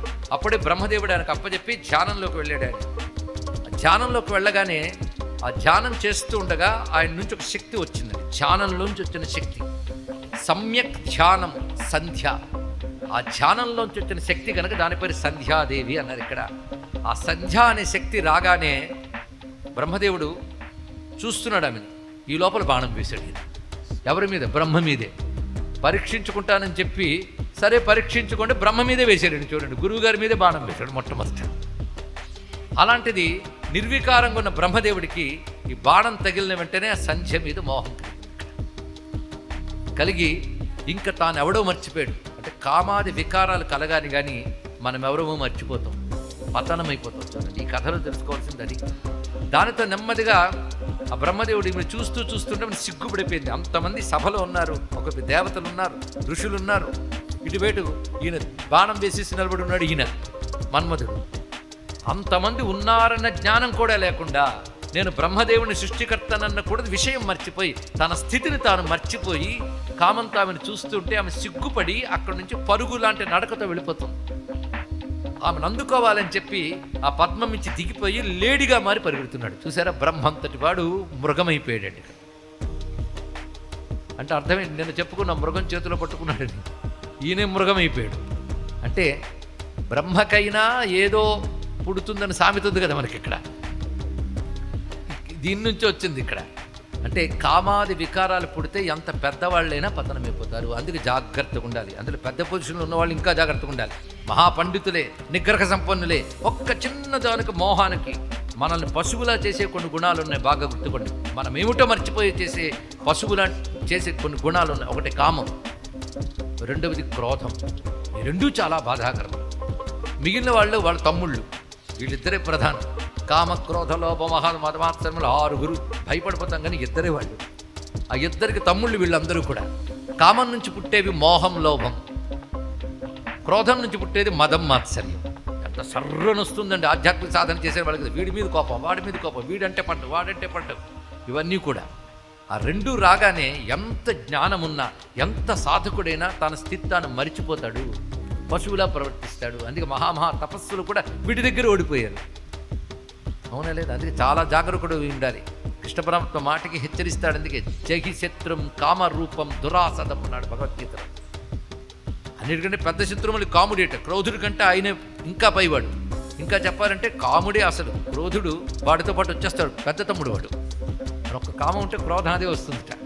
కామాన్ని ఏదడ్డుకుంటుందో దాని మీద క్రోధం వస్తుంది. అవునా లేదా? ధ్యాయతో విశ్యాన్ పుంసః సంగస్తేషు ఉపజాయతే సంగాత్ సంజాయతే కామః కామాత్ క్రోధో విజాయతే. అందుకే ఏది విన్నా మెసేజ్ తీసుకోవాలండి దానిలోంచి. మనం ఇక్కడ ఎంత ప్రమాదం ఇది. బ్రహ్మదేవుడు ఇద్దరు వాడు మృగమైపోయాడు. ఇక్కడ దేవతలకు కూడా శాసకుడైన సృష్టికర్త, చతుర్ముఖుడు, చతుర్వేదములు చతుర్ముఖాల నుంచి పలికించే బ్రహ్మదేవుడు కూడా ఆ కామానికి లొంగిపోయి పశువై పరిగెడుతూ ఉంటే దేవతలు ముసి నవ్వులు నవ్వుతున్నారు నోరు మూసుకుని. ఎంత గొప్పవాడు మనం అన్నా అతను ఒక తప్పు చేశాడు అనుకోండి, మనం చేసే పదే అది. చెప్పానా? అలాంటి వాడే అయినా. ఇలా సమాజం అంతా అంటుంది, గుర్తుపెట్టుకోండి. అదే ఇదివరకు గొప్పతనాన్ని మర్చిపోతారు, ఇదే ఎత్తి చూపిస్తారు. అందుకే గొప్పవాడు ఇంకా జాగ్రత్తగా ఉండాలి. నేను చాలా మంచి పనులు చేశానంటే నా రికార్డు చాలా గొప్పదంటే అవ్వడు చోటు. నువ్వు ఇప్పుడు చేసిన చెడ్డ పనే హైలైట్ చేస్తారు. ఇది లోకం యొక్క నైజం. అందుకే దేవతలందరూ ముసిముసిగా నవ్వుకుంటున్నారు. ఇక్కడ ఎంత అవమానం, అది కూడా గమనించట్లేదు, పరిగెడుతున్నాడు వెనకాల. అయితే అప్పుడు అలా మృగంగా మారి పరిగెడుతూ ఉంటే మృగాన్ని కంట్రోల్ చేసేవాడు రావాలి. పశువుని కంట్రోల్ చేసేవాడు రావాలండి. మృగాన్ని కంట్రోల్ చేసేవాడు రావాలి. ఒక సూత్రం ఎప్పుడు గుర్తుపెట్టుకోండి. మనమేవైనా తప్పులు చేస్తే, ప్రకృతిలో ఏదైనా తేడాలు వస్తే కంట్రోల్ చేసే శక్తి దేవతలకు ఉంటుంది. దేవతలు ఏదైనా తప్పు చేసి దేవతల్లో తేడాలు వస్తే కంట్రోల్ చేసే శక్తి దేవదేవుడైన మహాదేవుడైన శివునికి ఉంటుంది. మీరు ఏ పురాణ కథ వినండి, దేవతలు పొరపాటు చేస్తే కంట్రోల్ చేసి వాళ్ళను కూడా శిక్షించిన వాడు శివుడే. నువ్వెందుకు శిక్షించావు అని క్వశ్చన్ చేయడానికి వీల్లేదు వీళ్ళు. ఎందుకంటే గవర్నమెంట్ అరెస్ట్ చేసేటప్పుడు ఎవ్వడు ఏం చేయలేడు. పహిల్వానైనా సరే వేడీలకు లొంగిపోవాల్సిందే, కానీ నీతో యుద్ధం చేస్తాను పోలీసులు యుద్ధం చేయడు. అలా యుద్ధం చేస్తే మరొక శిక్ష పడుతుంది. అవునా లేదా? ఇక్కడ ఇది గవర్నమెంట్ శిక్షిస్తే తల వంచవలసిందే. శివుడు అంటే గవర్నమెంట్, ప్రపంచాన్ని పాలించే పరమేశ్వరుడు, ప్రభుత్వం ఆయనది. అందుకే ఆయన కంట్రోల్ చేస్తే, ఆయన శిక్షిస్తే తల వంచవలసినదే. అదే దక్షయజ్ఞానికి తగుదునమ్మా అని వెళ్ళిన దేవతలని బాధేడు ఎవరు? వీరభద్రుడు. ఆయన వస్తాడు తొందరపడి, మరి రావాలి, ఆయన రావాలి. కనుక అప్పుడప్పుడు క్వశ్చన్ చేయలేదు, తిన్నారు అంతే. ఎందుకంటే దేవతలను కూడా కంట్రోల్ చేసేవాడు ఈశ్వరుడిని చెప్పడం కోసం ఉదాహరణ చెప్తున్నాను. ఇప్పుడు దేవతలకే దేవుడిగా ఉన్న బ్రహ్మదేవుడు దేవతలకు బుద్ధి చెప్పవలసిన వాడు పొరపాటు పడ్డాడు. అప్పుడు ఎవరు కంట్రోల్ చేయాలి? ఈశ్వరుడు దేవతలను వెంటనే శిక్షిస్తాడు తెలుసా? ఎందుకంటే మంచి వాళ్ళు పాపం ఒక చిన్న పొరపాటు చేశారు కానీ వెంటనే కంట్రోల్ చేయాలి. అసలే చెడ్డవాళ్ళు అనుకోండి, వీడి పని తర్వాత చూసుకోవచ్చు అనుకుంటాడు. మంచి వాళ్ళని వెంటనే బాగు చేయాలి, లేకపోతే వాళ్ళ వల్ల ప్రపంచం పాడైపోతుంది. అది దేవతల తేడా వస్తే ఎప్పుడైనా కంట్రోల్ చేస్తాడు. మహాలింగంగా వచ్చినప్పుడు అదే పని చేశాడు, ఇప్పుడు అదే పని చేస్తున్నాడు. వెంటనే కంట్రోల్ చేస్తాడు ఆయన. అప్పుడు కంట్రోల్ చేయడానికి ఒక మూర్తి ధరించి వస్తున్నాడు. ఆ మూర్తిని మనందరం ఆహ్వానిద్దాం. ఆయన మన కోసం కూడా రావాలి. మనలో కూడా మృగాలు ఉన్నాయి. ఒక మృగం లేడీ, పులి కూడా మనలో ఉంది తెలుసా? వాడి మీద వీడి మీద అలా చూసినప్పుడు మనలోనే పులి ఉంది. వాడిని వీడిని వంచన చేసేటప్పుడు మనలోనే తోడేలు ఉంది. మనం మదంతో తిరుగుతున్నప్పుడు ఏనుగులు మనలోనే ఉన్నాయి. చెప్పండి, అన్ని జంతువులు ఎక్కడున్నాయి?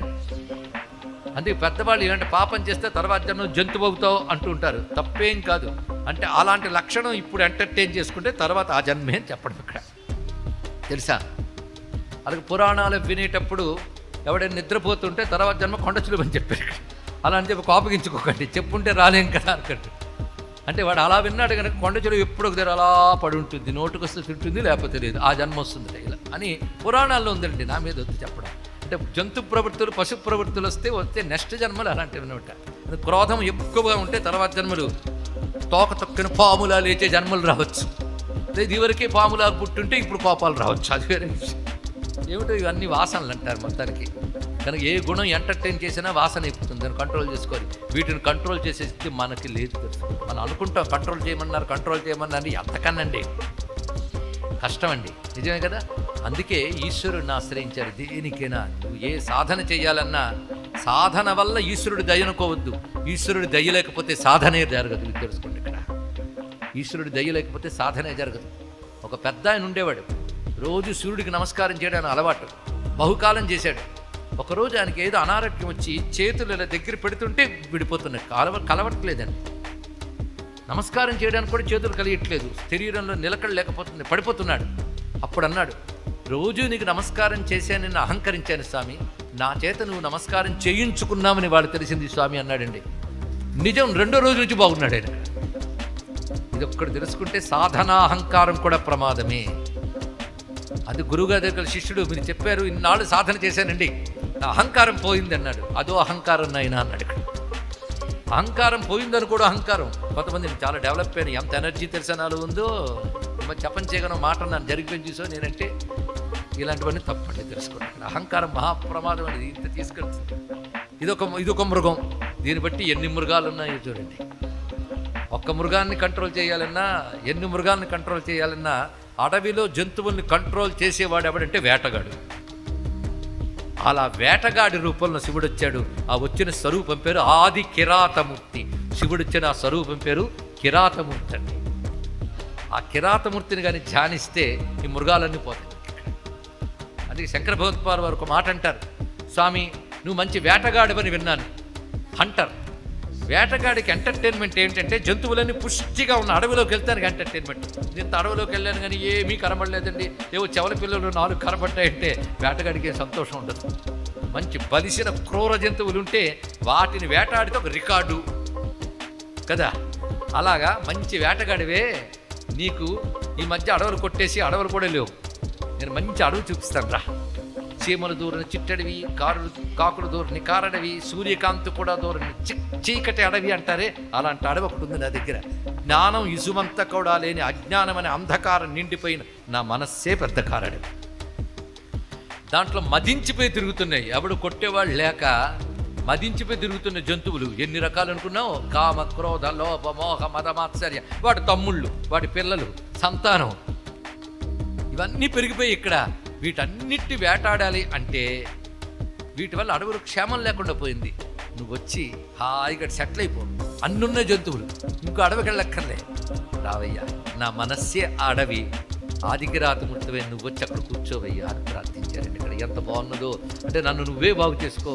మా గచ్చస్తమితస్తతో గిరిశభో మయ్యేవ వాసం కురు స్వామిన్ ఆదికిరాత మామకమన కాంతారసీమాంతరే వర్తంతే బహుశో మృగా మదజుషా మాత్సర్య మోహాదయ తాన్ హత్వా మృగయా వినోద రుచిరం లాభంచ సంప్రాప్స్యసి అని పిలిచాడు.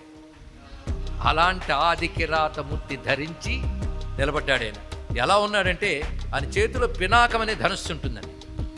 శివుడి ధనుస్సు పేరు పినాకం, ఇంకోటి త్రిశూలం, అస్త్రం పేరు పాశుపతం. పినాకం అనే మాటకు అర్థం ఏంటంటే నాకినామపి పాతుం సమర్థ ఇది పినాకం అన్నారు ఇక్కడ. నాకం అంటే స్వర్గం, స్వర్గవాసులైన దేవతలను కూడా కాపాడగలిగే శక్తి కలిగిన ఆయుధం పినాకం. అలాంటి పినాకం పట్టుకున్నాడు. పైగా ఆ పినాకం ఎలా మారిపోయిందంటే ఆయన చేతుల్లో బంగారు కాంతులతో ఉంటుంది. ఇప్పుడు ఎలా ఉంటుందంటే ఒక వెదురు బద్దలాగుంటూ ఒక వింటినారి అది పట్టుకుని నిలబడ్డాడు. అమ్ముల పొదలు 2 ఉన్నాయి. ఆ జటాజోటం కూడా అందమైన జుట్టులా మారిపోయింది. ఒక తలపాగా కట్టుకున్నాడు, ఒక నెమలి పింఛం పెట్టుకున్నాడు తెలుసా. ఆ నెమలి పింఛం పట్టుకుని బంగారం లాంటి శరీరంతో మెరిసిపోతూ అంత స్వరూపం ఎదురుగా ఆది కిరాతమూర్తి నిలబడ్డాడండి అక్కడ. పైగా ఆయన ఎప్పుడున్నా ఆయనతో పాటు ఆవిడ శక్తి పక్కన ఉండాల్సిందే. ఆయన కిరాత రూపం ధరిస్తే ఈవిడి కిరాత రూపం ఈవిడే ధరించింది. ఈ రూపం ఆయన శబర రూపమైతే ఈవిడ శబరీ రూపం ధరించింది. ఆది శబరుడు ఆవిడ, ఆయన ఆది శబరి ఈవిడ. శబరి అంటే అరణ్య ప్రాంతాల్లో సంచరించేటటువంటి ఆటవిక స్త్రీ కనుక ఆటవికుడు ఆయన ఆటవిక రూపం. దీన్ని బట్టి శివుడు అందరివాడు చూడండి. యజ్ఞోపవీతం వేసుకున్నవాడు ఆయనే, ఖడ్గం పట్టి పాలన చేసేవాడు ఆయనే, వ్యాపారం చేసేవాడు ఆయనే, పంట పండించే రైతు కూడా ఆయనే, వేటాడేవాడు ఆయనే. భారతదేశంలో అన్ని వృత్తుల్లో అన్ని రూపాల్లో శివుడున్నాడని వేదమే చెప్తోంది. పుష్టాది ఉపవీతనే నమః అన్నారు, క్షేత్రాణం పతయే నమః అన్నారు, వాణిజానాం పతయే నమః అన్నారు, పుంజిష్టేభ్యో నిషాదిభ్యచ్చవో నమః అన్నారు. ఇక్కడ వేటగాడుగా వర్ణించారు. సమాజంలో బ్రాహ్మణుడు, క్షత్రియుడు, వైశ్యుడు, శూద్రుడు, అనేక వృత్తులు అందరూ కూడాను ఈశ్వర స్వరూపాలుగా దర్శించిన సనాతన ధర్మానికి నమస్కారం చేశారు. అన్ని రూపాలు స్వామి ధరించాడు. అన్ని రూపాలుగా ఆయనే ఆది. ఆయన ఆది బ్రాహ్మణుడు ఆయనే, ఆది కిరాతుడు ఆయనే. అందుకే ఇప్పుడు ఆది కిరాతమూర్తి ధరించి గోచరించారండి. ఇక్కడ ఆ మెరిసిపోతున్న పాలనేత్రం కాస్త తిలకంలా మారిపోయిందండి. ఇక్కడ చేత్తో పట్టుకున్నాడు ధనుస్సుని, మెరిసిపోతున్నాడు. పక్కన ఆవిడుంది. ఏమి రూపమయ్యా ఆ స్వరూపం? తలపై జాబిలి నెమ్మిపించెయం వేదశ్వానముల్ ముందు అమ్ములును ముమ్మొన వింటి బద్దయు కరాంభోజాత యుగ్మమ్మునన్ మలరా కూతురు బోయసాని వెనువెంటన్ రాగా మాయామృగమ్ముల వేటాడు పులిందరాజునద సంప్రార్థింతు విశ్వేశ్వర అంటారు కవి సమ్రాట్ విశ్వనాథ సత్యనారాయణ గారు విశ్వేశ్వర శతకంలో. ఎలా ఉన్నది ఆ స్వరూపం అంటే తలపై జాబిలి నెమ్మిపించేయము. నెమలిపించి పెట్టుకున్నాడు కదా, ఆ చంద్రుణ్ణి నెమలిపించగా మార్చేసుకున్నాడు. వేరే ఇది తీసేది తెచ్చుకోక్కర్లే, దాన్ని అలా మార్చేసుకున్నాడు. తలపై జాబిలి నెమ్మిపించేయము. ఒక వేటగాడు ముందు వేట కుక్కలు ఉంటాయట. శివుడి వేటగాడైతే వేదాలు వేట కుక్కలయ్యాయి, వేదాలే వేట కుక్కలయ్యాయి. వేదాలన్నీ భౌ భౌ అంటుంటాయి, అంటే శబ్దం చేస్తుంటాయి. ఏం అద్భుతమైన భావం చూడండి. ఎందుకంటే వేట కుక్కలు ఏం చేస్తాయంటే, ఇదిగో ఇక్కడ మృగం ఉంది చూడు, దీన్ని కొట్టు అని చెప్తూ ఉంటే శివుడికి అది మంత్రములు ఏం చేస్తాయంటే మన దుష్ట ప్రవృత్తుల్ని బయటికి లాగి పరమేశ్వర శక్తిని ప్రేరేపణ చేస్తాయి. అందుకు వేదాలను వేట కుక్కలుగా చెప్పారు. ఏం అద్భుతమైన భావం అంటే ఇక్కడ వేదాలు వేట కుక్కలు ఉన్న వేదశ్వానములు ముందు అమ్ములును ముమ్మొన వింటి బద్దయు. ముమ్మొన వింటి బద్ద ఇది పూర్తి తెలుగు మాట, ఎందుకంటే మనకు అర్థం కాలేదు కదా. ఇప్పుడు తెలుగు చెప్పిన అర్థం కాని వాళ్ళం అయిపోయి మనం. ముమ్మొన వింటి బద్ద, ముమ్మొన అంటే త్రిశూలము, అదే వింటి బద్దగా మారిపోయిందా? అమ్ములును ముమ్మొన వింటి బద్దయు కరాంభోజాత యుగ్మమ్మున. అలా పట్టుకుంటే మలరా కూతురు బోయసాని. మలరా కూతురు ఆవిడ ఈ వేషం ఏమంటే సిద్ధంగా ఉంటుందట. ఎందుకంటే వాళ్ళ నాన్నగారు కొండల రాజు, కొండ కోయలు బోయలు బాగా ఆవిడకి అలవాటే కనుక ఈ వేషం సరదాగా వేసింది ఆవిడ. మలరా కూతురు బోయసాని వెను వెంటన్ రాగా. వాళ్ళు ఈ వేటి ఏ మృగాలను వేటాడతారయ్యా? మాయామృగమ్ముల వేటాడు పులిందరాజు నది సంప్రార్థింతు విశ్వేశ్వర. అంత అందంగా నిలబడ్డాడండి వేటగాడు, వేటగత్తె. ఆ నిలబడగానే ఒక్కసారి పరిగెడుతున్న లేడీకి వాళ్ళిద్దరూ కనబడగానే భయపడిపోయి ఒక్కసారి భయం కలగగానే అప్పుడు గుర్తొచ్చింది తానెవరో. ఆయన చూడగానే తానెవరో గుర్తుంది. అది ఆది కిరాత స్వామిని స్ఫురణకు తెచ్చుకోగానే మృగ ప్రవృత్తి పోయి నీ అసలు లక్షణం తెలుస్తుంది. అది తెలుసుకోవాలి. అందుకే నేను జయించలేకపోతున్నా బాధపడద్దు, ఆయనకు అప్పచెప్పండి, ఆయన చూసుకుంటాడు. ఇక్కడ వెంటనే మళ్ళీ ఆ లేడి రూపం నుంచి బ్రహ్మరూపం ధరించాడు. బ్రహ్మరూపం ధరించి సిగ్గుతో తల ఉంచుకుని వెళ్ళి ఆసనం మీద కూర్చున్నాడు కాసేపు ప్రశాంతంగా. అప్పుడు మన్మధుడున్నాడు. ఏమో కానీ బాగా పనిచేసింది బాణం ధనస్సులాగా. ఓరి దుర్మార్గుడా, సమయం సందర్భం లేకుండా ఎవడి మీద వెయ్యాలో కూడా తెలియకుండా వేసేసావు. నువ్వు ఇంతమందిలో నన్ను అవమానించావు, ఎవడి వల్ల నాకు బుద్ధి వచ్చిందో వాడి కంటి మంటల్లోనే కాలిపోతావు నువ్వు అని చెప్పించాడు. అందుకే తర్వాత ఎప్పుడు తగలెట్టాడు ఆయన. అంటే శివుడు కోపం వచ్చి తగలెట్లే, బ్రహ్మవాక్కును నిజం చేశాడు. మళ్ళీ తర్వాత పెళ్ళయ్యాక దయతలిచి బతికించేశాడు ఆయన్ని మన్మధుడు. హరనేత్రాగ్ని సందగ్ధ కామ సంజీవనౌషధి కదా. మొత్తానికి ఇదండి ఆదికిరాతమూర్తి. ఎంత అద్భుతంగా ఉన్నది.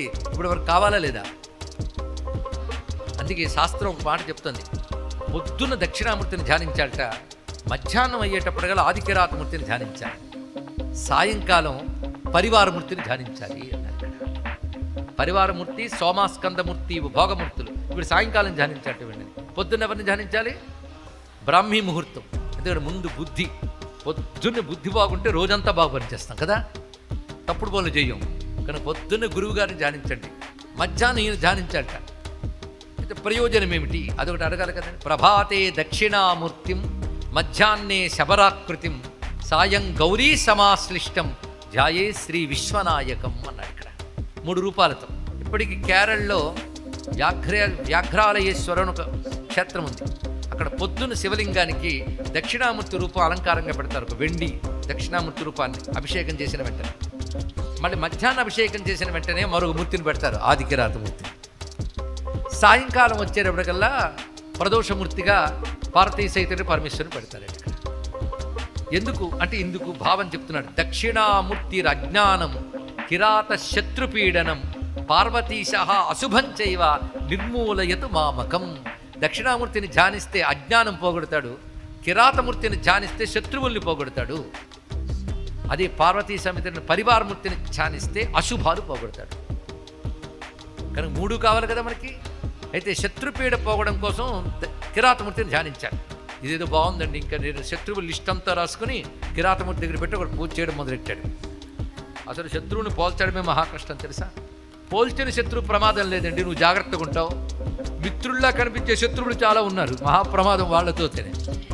అందుకే నువ్వు అనవసరంగా శత్రువులు ఎవరో చూసుకోకు. నీ శత్రువు ఎవడో కనిపెట్టి ఆయన కొడతాడు. నువ్వు అనవసరంగా శత్రువులు లిస్టు పెట్టుకుంటే నీకు ప్రమాదం. ఎవడు నీకు శత్రువు అంటే నీ జ్ఞానంలో ఎదగనివ్వకుండా చేసేది శత్రువు, నీ ప్రగతికి అడ్డుకునే వాళ్ళే శత్రువులు. అంతే కదా. అది బయట ఉండొచ్చు, లోపల ఉండొచ్చు. బయట శత్రువుని పోలిస్తావు, లోపల శత్రువు బోల్డంత ఉందన్నారు. నీ అహంకారాన్ని మొదటి శత్రువు, కామన్ రెండో శత్రువు, క్రోధం మరో శత్రువు. ఈ శత్రువుల లిస్ట్ ఎందుకులేండి, ఎవరికి వాటి దగ్గర లిస్ట్ ఉంటుంది. ఎన్ని రకాల శత్రువులు. బద్ధకం ఒక జంతువు, ఎన్ని రకాల మృగాలండి.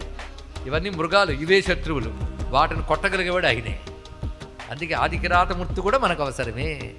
యోగికి కూడా శత్రువులు ఉంటారు తెలుసా. యోగికి శత్రువులు ఏమిటంటే వేదాంతం చెప్తోంది జ్ఞాన ప్రతిబంధకాని అన్నాడు ఇక్కడ. జ్ఞాన సాధనకి ఈ అడ్డంకులుగా వచ్చేవన్నీ శత్రువులే. అది భయం కావచ్చు, శంక కావచ్చు, అశ్రద్ధ కావచ్చు. కొందరికి భగవంతుడు అంటే ఇష్టం ఉండి సాధన మొదలెడతారు, 2వ రోజు ఉన్నాడంటారా అంటారు. డౌట్ అనమాట. అదొక శత్రువు. సందేహం మొదటి శత్రువు. అన్నిటికంటే అదే. కొంతమంది పూజలు చేసేస్తుంటారు, గుళ్ళకి వెళ్తుంటారు, కానీ కలడో లేడో అని డౌట్ ఉంటూనే ఉంటుంది. అవునా లేదా. సందేహం బట్టే ఫల సాధన కూడా ఉంటుంది, సాధన బట్టే ఫలం కూడా ఉంటుంది. సందేహం లేని భక్తి పేరు శ్రద్ధ. సందేహం లేని భక్తి పేరు శ్రద్ధ. సందేహం లేకపోవడమే శ్రద్ధ. కనుక శ్రద్ధతో కూడిన భక్తి ఉండాలి ఇక్కడ. కొందరు భక్తులు ఇన్ని పూజలు చేసినా ఎందుకు అలా ఉంటున్నారంటే శ్రద్ధాలోపం వల్ల తెలుసు.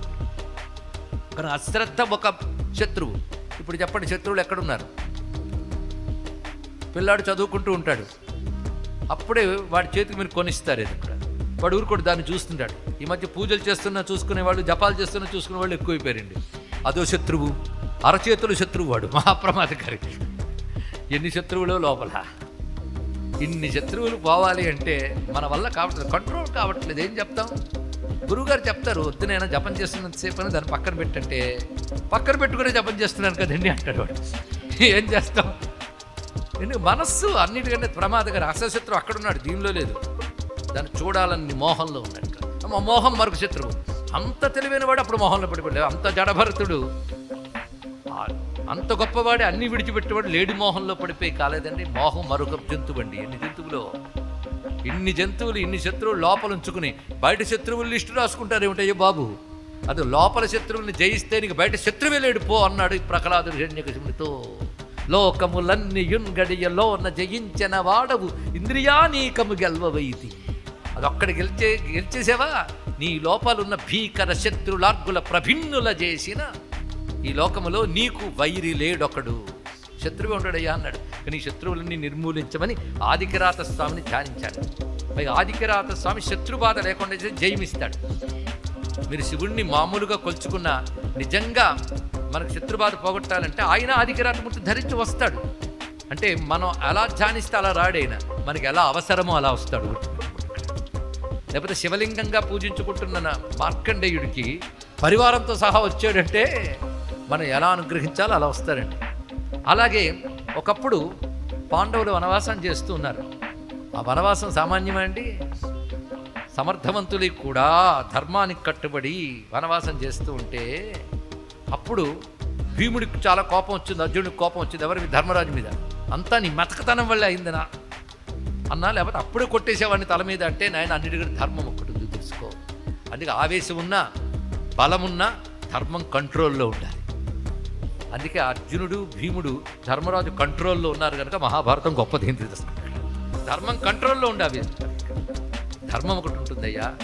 ఎందుకంటే ఆవేశపట్టం కాదు, ఆలోచించాలి. ఆలోచిస్తే అక్కడ ఒక్కడు ఎవడనుకున్నా అక్కడ ఉన్నవాళ్ళు భీష్ముడు, ద్రోణుడు, కర్ణుడు, అశ్వత్థామ, వీళ్ళందరూ సామాన్యులు గారు. వాడు దివ్యాస్త్ర శక్తి సంపన్నులు. వాళ్ళు ఎదుర్కొనాలి. మనకి వనవాసం ఒక వరం. రాజ్యపాలన చేస్తుంటే భోగాలు అధికారాలతో టైం ఉండదు. ఇప్పుడు మనం పట్టించుకునే వాళ్ళు హాయిగా జపం తపం చేసుకుని శక్తి పుంజుకోవచ్చు, తెలుసుకో. అందుకే కానికాలం వచ్చింది అనుకోవద్దు. సమర్థుడు కానికాలాన్ని తపస్సుకు వినియోగించుకుంటాడు, తెలుసుకోండి. ఏడుస్తూ కూర్చోడు, రాజ్యం పోయిందే, ఓడిపోయానే, ఏడుస్తూ కూర్చోవడం కాదు. ఈ 12 ఏళ్ళు మనకు ఒక ఛాన్స్. మనం తపస్సు చేద్దాం. తపస్సుతో శక్తి వస్తుంది. ఆ శక్తితో కొట్టచ్చు.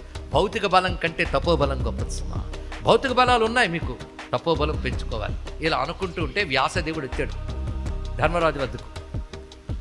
ధర్మరాజు నమస్కారం చేశాడు. స్వామి, మీరు రావడానికి కారణం ఏంటంటే కృష్ణ పరమాత్మ పంపాడు అన్నాడు. ఆయన ఎప్పుడు కనిపెట్టుకుంటుంటాడు తన వాళ్ళని. నీకు ఒక మంత్రం ఉపదేశమని చెప్పాడయ్యా. దీని ప్రతిస్మృతి విద్య అంటారు. ఈ మంత్రం అనుష్ఠిస్తే దైవం ప్రత్యక్షమవుతుంది. కృష్ణ పరమాత్మ ఈ మంత్రం నీకు ఇమ్మన్నాడు అని చెప్పి వెళ్ళిపోయాడు వ్యాసుడు, మంత్రం ఉపదేశించి. అయితే కొడుక్కి తండ్రి నుంచి మంత్రం, భార్యకి భర్త నుంచి మంత్రం, అలాగే తండ్రి తర్వాత తండ్రి అంతటి అన్న నుంచి తమ్ముడికి మంత్రం వెళ్ళడం చాలా ఉత్కృష్టం. అందుకు ధర్మరాజు కృష్ణుడు ఎందుకు ఇచ్చాడో తెలుసుకుని, కృష్ణుడికి పాండవుల్లో అతి ముఖ్యమైన వాడు అర్జునుడు. ధర్మరాజు పిలిచి అర్జునుడికి ఆ మంత్రాన్ని ఉపదేశించి, నువ్వు తపస్సుకు వెళ్ళినైనా తపస్సు చెయ్యి, మంత్రాన్ని అనుష్ఠిస్తూ తపస్సు చెయ్యి అన్నాడు. సరే ఆయన ఉత్సాహంగా బయలుదేరి వెళ్ళాడు. హిమవత్ పర్వత ప్రాంతంలో ఇంద్రకీలము అనే పర్వత శ్రేణి వైపు వెళుతున్నాడు. వెళుతూ ఉంటే తోవలో ఒక యతి కనబడ్డాడు, తపస్వి. కనబడినప్పుడు ఈయన చూసి, ఏమిటయ్యా నువ్వు? ఇది తపస్సులు తిరిగే చోటు, నువ్వెందుకు వచ్చావు అన్నాడు. నేను తపస్సు చేయడానికి వచ్చాను. తపస్సు చేయడానికి వస్తే ధనుస్సు బాణాలు ఎందుకు పట్టుకొచ్చావు అన్నాడు. అంటే నేను క్షత్రియుడిని, అన్ని విడిచిపెట్టి వచ్చిన సన్యాసిని కాను. ధర్మం కోసం ఆయుధం ధరించిన వాడిని, అధర్మ రూప శత్రువుని జయించాలన్న కోరికతో తపస్సు చేస్తున్న వాడిని అనగానే ఆ యతి రూపం మార్చి అసలు రూపం చూపించాడు. ఆయన ఇంద్రుడు. శభాష్, నీ యొక్క లక్ష్యం తెలుసుకోవడం కోసం నేను ఇచ్చేశాను, నువ్వు ఇక్కడ తపస్సు చెయ్యి నాయనా, పరమేశ్వరుడు అనుగ్రహం లభిస్తుంది అని చెప్పి ఇంద్రుడు వెళ్ళిపోయాడు. ఇంకేను తపస్సు బహుకాలం చేశాడు. ఎందుకంటే పాండవులు కానీ కౌరవులు కానీ అందరూ మొదటి నుంచి ఆరాధిస్తున్న సనాతన దైవం శివుడు, ఈశ్వరుడు. కృష్ణార్జునులు కూడా శివారాధన చేశారని ద్రోణపర్వంలో మనకు కనబడుతున్నది ఇక్కడ.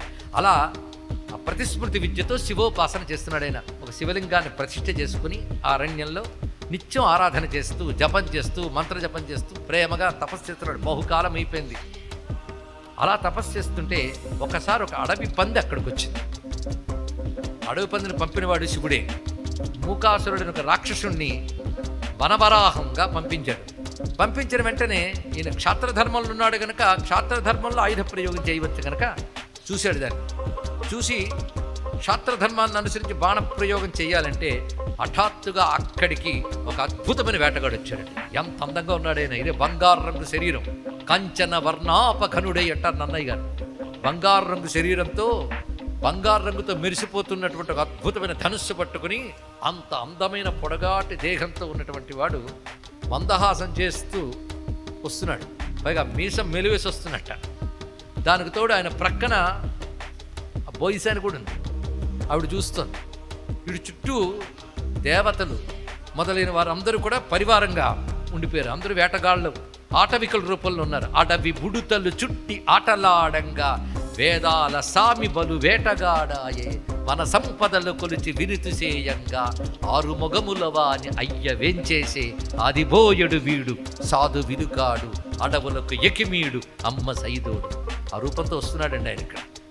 అద్భుతమైన రూపంతో ఆయన వస్తూ ఉంటే పైగా ధనస్సు పట్టుకున్నాడు, బాణం పట్టుకున్నాడు.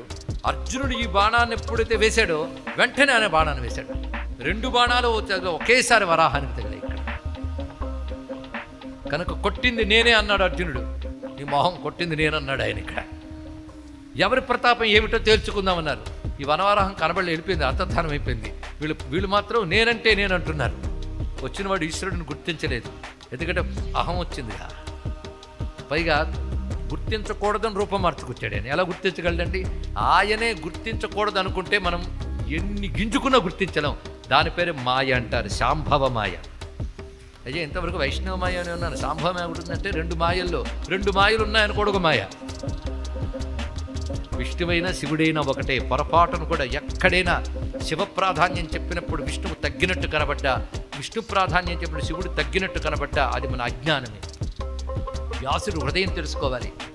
నహినిందా న్యాయం అంటారు దాన్ని. నహినిందా న్యాయం అంటే ఇందులో ఒక తక్కువ చేయడం కాదు, ఆ తత్వం యొక్క గొప్పతనం చెప్పడం కోసమే చేశారే తప్ప ఇదొక్కటి ఎరుకలో ఉంచుకుని మీరు విష్ణు కథలు విన్నా శివ కథలు విన్నా మనసు చెదిరిపోదండి. కొంతమందికి శివుడు అగ్నిలింగంగా ఆవిర్భవించాడు, విష్ణువు వెతుక్కుంటానంటే ఇలా సిగ్గుపడిపోతారు. అదొక అజ్ఞానం. అలాగే భస్మాసురుడు వెంట పడుతూ ఉంటే శివుడు పారిపోయాడు, విష్ణువు రక్షించారని చూశారు, విష్ణువు గొప్ప. అదొక అజ్ఞానం. దాని పరమార్థం దాని తర్వాత చెప్పుకున్నాం. ఇప్పుడు ఆదికిరాత స్వామి దగ్గర ఉందాం. మొత్తానికి ఇద్దరి మధ్య యుద్ధం మొదలైంది. పైగా కావాలని కిరాతమూర్తి ధరించితే ఆ మాయని ఛేదించగలడు అర్జునుడు. యుద్ధం జరుగుతున్నప్పుడు ఆశ్చర్యం ఏంటంటే అర్జునుడు మహాప్రతాపం. అప్పటికి కొన్ని తపస్సులు చేశాడు, కొన్ని అస్త్రాలు ఉన్నాయిగా, అస్త్రములు ప్రయోగించాడు. అస్త్రాలన్నీ కూడా శివుళ్ళు వెళ్ళి లీనమైపోయాయి. వేస్తున్న అస్త్రాలు వెనక్కి రావట్లే, వెళ్ళి లీనమైపోతుంది. అస్త్రాలు శస్త్రాలు అన్నీ లీనమైపోతున్నాయి. ఆఖరికి చూశాడు, ఖడ్గం తీశాడు. ఖడ్గం తీసి ప్రయోగిస్తే అది వెళ్ళిపోయింది ఆయనలోకి. అప్పుడైనా ఆలోచించొద్దండి, వీళ్ళు వెళ్ళిపోతున్నాయి, ఈయన ఎవడని ఆయన ఆలోచించనివ్వడు. ఏం చేస్తాం ఇక్కడ? అసలు పని అయ్యే వరకు బుద్ధి పని చేయనివ్వడు ఆయన. చూసి మళ్ళీ గుర్తుపెట్టుకోడు, అసలు పని అయ్యే వరకు బుద్ధి పని చేయనివ్వడు. ఆయన పని చేయనివ్వకపోతే మనం ఏం చేస్తాం? అర్జునుడు మొత్తానికి చూశాడు, చేతులు ఆయుధం అనేది లేదు. మొత్తం ఎప్పుడైతే పోయిందో ఇక గాంధీవం పట్టుకున్నాడు చేతిలో. దాన్ని తీసుకెళ్ళి శివుడి నెత్తి మీద కొట్టాడండి. అది కూడా లోపలికి లాగేసుకున్నాడు. గాంధీవం ఆయనకి ఖాండవ వన దహన సమయంలో కృష్ణ పరమాత్మ చెప్తే మయుడు ఇప్పించాడు అగ్నిదేవుడి చేత. అంత అద్భుతమైనటువంటి గాంధీవమే లోపలికి వెళ్ళిపోయింది. అప్పుడేనా ఆలోచించారా? లేదు. చుట్టూ చూశాడు. ఇంకా మిగిలింది కుస్తీ పట్టు. అర్జునుడు ధనుర్యుద్ధమే కాదు, ఆ యుద్ధంలో కూడా నిపుణుడే, మల్ల యుద్ధం. ఇంకా వెళ్ళి కుస్తీ పడుతున్నాడండి. ఆయనతో పాటు పైన దేవతలకు పొటపట కన్నీళ్ళు వచ్చేస్తున్నాయి. ముట్టుకోవడానికే సాధ్యం కానీ శివుడు ఒళ్ళు పట్టుకుని గుద్దుతున్నాడు, తగిలిస్తున్నాడు, పట్టుకుంటున్నాడంటే ఎంత అదృష్టవంతుడయ్యే అర్జునుడు. ఎవడికి దొరుకుతుంది ఆ భాగ్యం అనుకుంటున్నారు. అలాగా ఆ యుద్ధంలో ఆయన పట్టుకుని భుజాల కింద నొక్కి పెడుతున్నాడు అర్జునుడిని. గుద్దుతున్నాడు, ఈయన కింద పడుతున్నాడు, మళ్ళీ లేస్తున్నాడు. ఇలాగా ఆఖరి కొట్టిన గుద్దుకి కింద పడిపోయి మరి లేవలేక అప్పుడు అనుకున్నాడు, ఈయన ఎవడై ఉంటాడు. నేను తిరుగుతున్నది హిమోత్పర్వత ప్రాంతం, ఇక్కడ సిద్ధపురుషులు, మహాత్ములు, దేవతలు, యోగులు ఉంటారని విన్నానే. ఈయన వాళ్ళలో ఎవడైనా అయి ఉంటాడా? మొత్తాన్ని వీడిని ఎదుర్కోవడం కష్టం. ఎప్పుడు ఆయుధాలన్నీ పోయాక, ఒళ్ళు హోనమయ్యాక అప్పుడు గుర్తొచ్చింది. ఇక్కడ వీడిని ఎదిరించాలంటే నాకు శివుడి సహాయం కావాలనుకున్నాడు. అక్కడ శివలింగం ఉంది కదా, ఇంతకాలం పూజించాడు. ఆ ప్రక్కన కొన్ని బిల్వదళాలు పువ్వులు ఏరుకున్నాడు. ఆ బిల్వదళాలు పువ్వులు ఆయనకి వేసి ఇతన్ని జయించే శక్తిని ఇవ్వయ్యా అని ప్రార్థన చేసి ఇప్పుడు తిరిగాడండి. సిద్ధమే అని తిరిగేటప్పటికల్లా ఏ పువ్వులు, ఏ బిల్వదళాలు ఇక్కడ వేశాడో అవి ఆ కిరాతుడి తల మీద కనబడ్డాయి. ఏవి ఇది వేశాడో ఆయన మీదే కనబడగానే అప్పుడు పోల్చుకున్నాడు. నేను పూజించిన నా స్వామి ఎదురుగా వచ్చాడని ఆశ్చర్యచకితుడై పాదాల మీద పడితే అప్పుడు అసలు రూపం లోకి వచ్చి శివపార్వతులు ఎదురుగా సాక్షాత్కరిస్తే, స్వామి తప్పు చేశానయ్యా, నన్ను క్షమించు. నీలాంటి దైవం కనబడితే దండం పెట్టాలి కానీ దండిస్తారా ఎవడైనా? ఎంత తప్పు చేశానయ్యా, క్షమించవయ్యా. అసలు నిన్ను ఎవడు రమ్మన్నాడు అలాగా అన్నాడు. ఇక్కడ అలా వస్తే నేను కొడతానా? ఇలాగ వచ్చావంటే కొట్టించుకోవాలని సరదాతో వచ్చాట. అందుకే శంకరులు అంటారు, ఇన్ని పూజలు చేస్తున్నానే, ఇన్ని జపాలు చేస్తున్నానే, ఇన్ని ప్రార్థనలు చేస్తున్నానే, తపస్సులు చేస్తున్నానే, ఒక్కదానికి కూడా కనికరించవే, బడిత పూజ కానీ చేయమంటావా అన్నట్టు. చెప్పు, ధనుస్సుతో కొట్టమంటావా, రోకలితో కొట్టమంటావా, రాళ్లతో కొట్టమంటావా అని అడిగారు. ధనుస్సుతో కొట్టాడు ఈయన. ఇంకొక ఆయన శివ పూజ చేసుకుంటున్నట్ట. ఆ శివుడే మారువేషంతో వచ్చి ఎవరిని పూజిస్తున్నావు అన్నాడు. శివుడిని అబ్బే ఆ దేవుడిని పూజిస్తున్నావా, ఏముందయ్యా ఆయన దగ్గర అంటే, మా దేవుడిని అంటా ఉండి నీ పని చెప్తాను, రోకలు తీసుకుని కొట్టేట. అప్పుడు శివుడు దయతలిచి అనుగ్రహించట, ఇంకోటి రాళ్లతో కొడితే అనుగ్రహించట. నీకు ఇలాగా భక్తిగా కొలుచుకుంటున్న వాడి దగ్గరికి ఉన్న రూపంతో వెళ్ళి పూజ పొందకుండా ఈ బడితి పూజలు ఎందుకు అయి పొందుతావు? అవే ఇష్టమైతే చెప్పు, ఆ పూజ కూడా చేస్తానన్నాడు శంకరుడు. నతిభిర్నుతిభిస్త్వమీశ పూజా విధిభిర్జాన సమాధిభిర్నతుష్ట ధనుషా ముసలేన చాస్మభిర్వా వదతే ప్రీతికరం తథా కరోమి. ఎంత ఆర్తితో చెప్పారంటే ఆదిశంకరులు శివానంద లహరిలో. మొత్తానికి క్షమించవయ్యా అని ఏడుస్తున్నాడు. క్షమించడం ఏంటయ్యా, నువ్వు చేసిన పూజ నాకు చాలా నచ్చింది. అసలు నువ్వు నన్ను ఈ రూపంలో ధ్యానించలేదు, నేను ఈ రూపంలోనే వచ్చాను. ఎందుకో తెలుసా? ఈ రూపం శత్రునాశనం కోసం, నీకు కావలసింది అది. కనుక నా మూర్తి కనబడిందంటేనే నీకు విజయం తథ్యమని చెప్పడం కోసమే ఈ రూపంలో ఈ విధంగా నేను అనుగ్రహించాను అని చెప్పి, ఇదిగో నువ్వు నాలోకి ఇచ్చేసిన అస్త్రశస్త్రాలను తీసుకో అని చెప్పి లోపల నుంచి గాంధీవం శస్త్రాలు అన్నీ తీసుకొచ్చి ఇచ్చాడు. ఇక్కడ ఇస్తే ఇవన్నీ ఎక్కడికి పోయే, నా లోపలికి తీసుకుని ఎనర్గేట్ చేసి ఇచ్చాను, తీసుకున్నాడు. అది చేసిందండి ఇక్కడ. అంటే శివుడిలోకి ప్రవేశించగానే మరింత శక్తివంతమై బయటకు వచ్చాయి. అయితే ఆయుధాల శక్తి అయ్యింది, కానీ నీ శరీరం శక్తి కావాలిగా, లేకపోతే నువ్వు సామాన్య శరీరుడివే. ఇంద్రుడు ఉన్నాడే, ఆ ఇంద్రుడు అంశతోనే నువ్వు వచ్చావు. ఇంద్రుడి దగ్గర నీకు కనబడ్డాడు, కానీ దూరం నుంచి వెళ్ళిపోయాడు. ఇప్పుడు నిన్ను వచ్చి వాళ్ళ లోకానికి తీసుకెళ్తాడు. నేను నీకు ఇదివరకు ఇంద్రలోకానికి వెళ్ళే శక్తి ఈ శరీరానికి లేదు, కానీ నాతో యుద్ధం చేసినప్పుడు నా శరీరం నీకు తగిలింది కదా, కనుక నీ శరీరంలోకి దివ్యత్వం ప్రవేశింపజేశాను. కానీ ఇక్కడ నుంచి నీ శరీరంలో ఒక మహా తేజస్సు ఉంటుంది.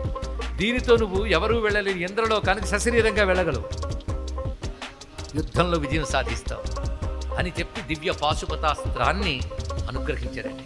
అది ఆదికిరాతస్సులు. అంత చక్కగా అనుగ్రహించిన ఆదికిరాతము.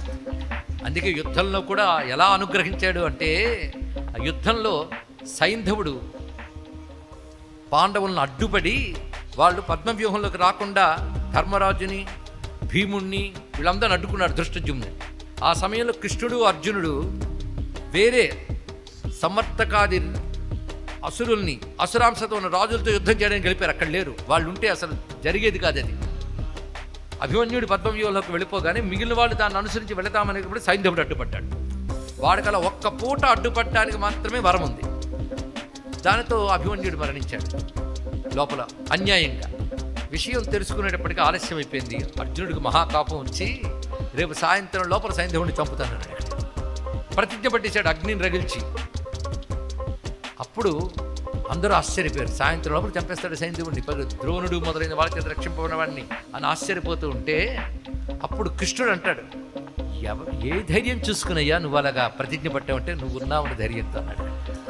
ఓహో అదా. ఇంకా రాత్రి ఎవరి శిబిరాలకు వాళ్ళు వెళ్ళారండి. కృష్ణుడు అర్జునుడి శిబిరంలోకి వెళ్ళి, వాళ్ళ కృత్యం ఏంటంటే ప్రాతకాల సాయంకాలాల్లో శివపూజ చేసేవాట అర్జునుడు.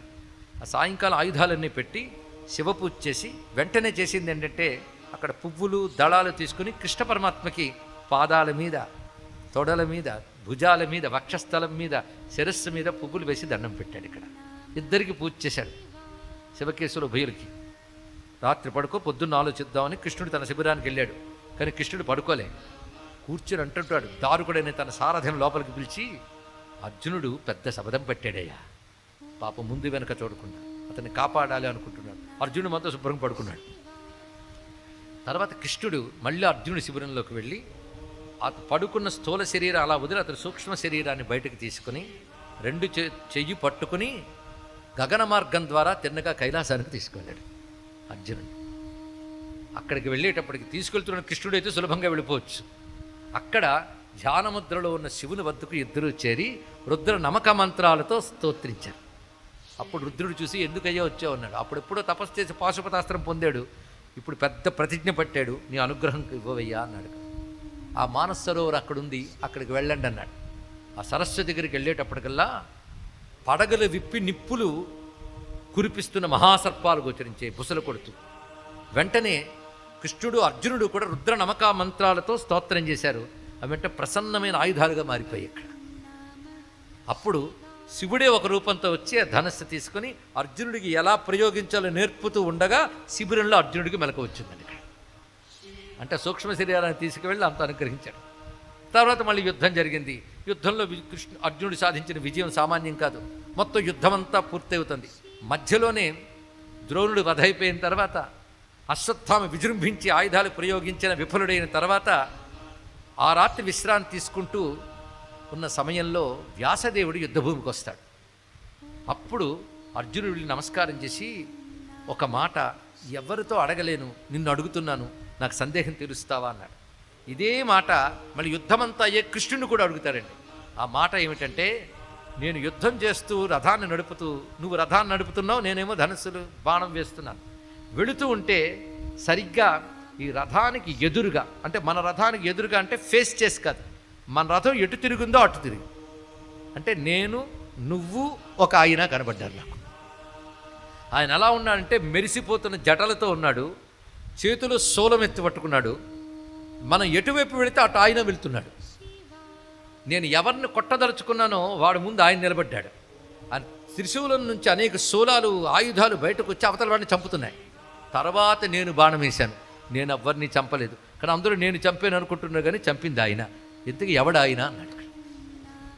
అప్పుడు కృష్ణుడు చిరునవ్వు నవ్వి, ఇప్పుడు వ్యాసుడు నవ్వుతూ చెప్పిన మాట ఏంటంటే, తం విద్యు రుద్రం కౌంతేయ దేవదేవం ఉమాపతి. అతడే పరమేశ్వరుడయ్యా, ఆయనే. నువ్వో నిమిత్త మాత్రం, నువ్వు నిమిత్త మాత్రుడివే, చేసిందంతా ఆయనే అన్నాడు. అది విశ్వరూపం చూపించిన వాడు ఏమన్నాడు, నిమిత్త మాత్రం భవ సవ్యసాచన్, అని చేసేదంతా నేనే అన్నాడు. ఇక్కడ అక్కడేమో నేనే అన్నాడు, ఇక్కడ శివుడే అన్నాడు. అంటే అర్థం ఏంటంటే నేనే శివుడిని అర్థం. ఇక్కడ రుభీలకి భేదం లేదండి. ఈ రహస్యం తెలుసుకోవాలి. అందుకే హరిహరమూర్తిని కూడా సాక్షాత్కరింపజేసుకోవాలి. రుభీలు కూడా ఒకటే అనే భావంతో ఆరాధించాలి. భేదభావం చూపిస్తున్నంత కాలం ముక్తి రాదు. అభేద దర్శనం జ్ఞానం గుర్తుపెట్టుకోండి. హరిహర అభేదం ఉండాలి. ఒకరి యందు ప్రీతి ఉండవచ్చుగాక, కానీ అదే మరొక రూపంతో ఉండాలి తెలుసుకోవాలి. భారతం అంతా ఇదే చెప్తుందండి. సత్వమేకం ద్విధాకృతం అన్నాడు. ఇక్కడ ఒకే సత్వము అంటే ఒకే ఉనికి రెండు రూపాలతో కలిసిస్తుంది. అదే హరిహరులు. భారతం అంతా హరిహరులు నడిపిన కథ అని చెప్పడమే కాదు, ఇంకో మాట చెప్తాడు. ఆ రుద్రుని నువ్వు నిరంతరం ఉపాసించు, దానివల్ల నువ్వు పరమగతిని పొందుతావు సుమా అని కృష్ణుడు స్వయంగా చెప్తాడు. ఇక్కడ ఇది ఒక రహస్యమైన అంశం. అయితే అర్జునుడికి ఎందుకు కనబడ్డాడు? అందరికీ కనబడచ్చు కదా అంటే, ఆయన కోసం తపస్సు చేసింది ఈయనే గనక ఈయనకు కనబడ్డాడు. అది తెలుసుకోండి. ఇక్కడ ఈ విధంగా అనుగ్రహించాడు. ఇంకొక చిత్రం ఏంటంటే, శివుడిచ్చిన పాశుపతాస్త్రం అర్జునుడు వాడలేదు యుద్ధంలో. మరి అంత పాశుపతం పొంది ఏం చేశాడంటే, అస్త్రం ఇస్తే వాడనక్కర్లేదు, అస్త్రం అంటే మంత్రం. ఆ అస్త్రం ఇచ్చిన శక్తి అర్జునుల్లో ప్రవేశించి ఇంత విజయం సాధింపజేసిందని ఇక్కడ. ఇది రహస్యం.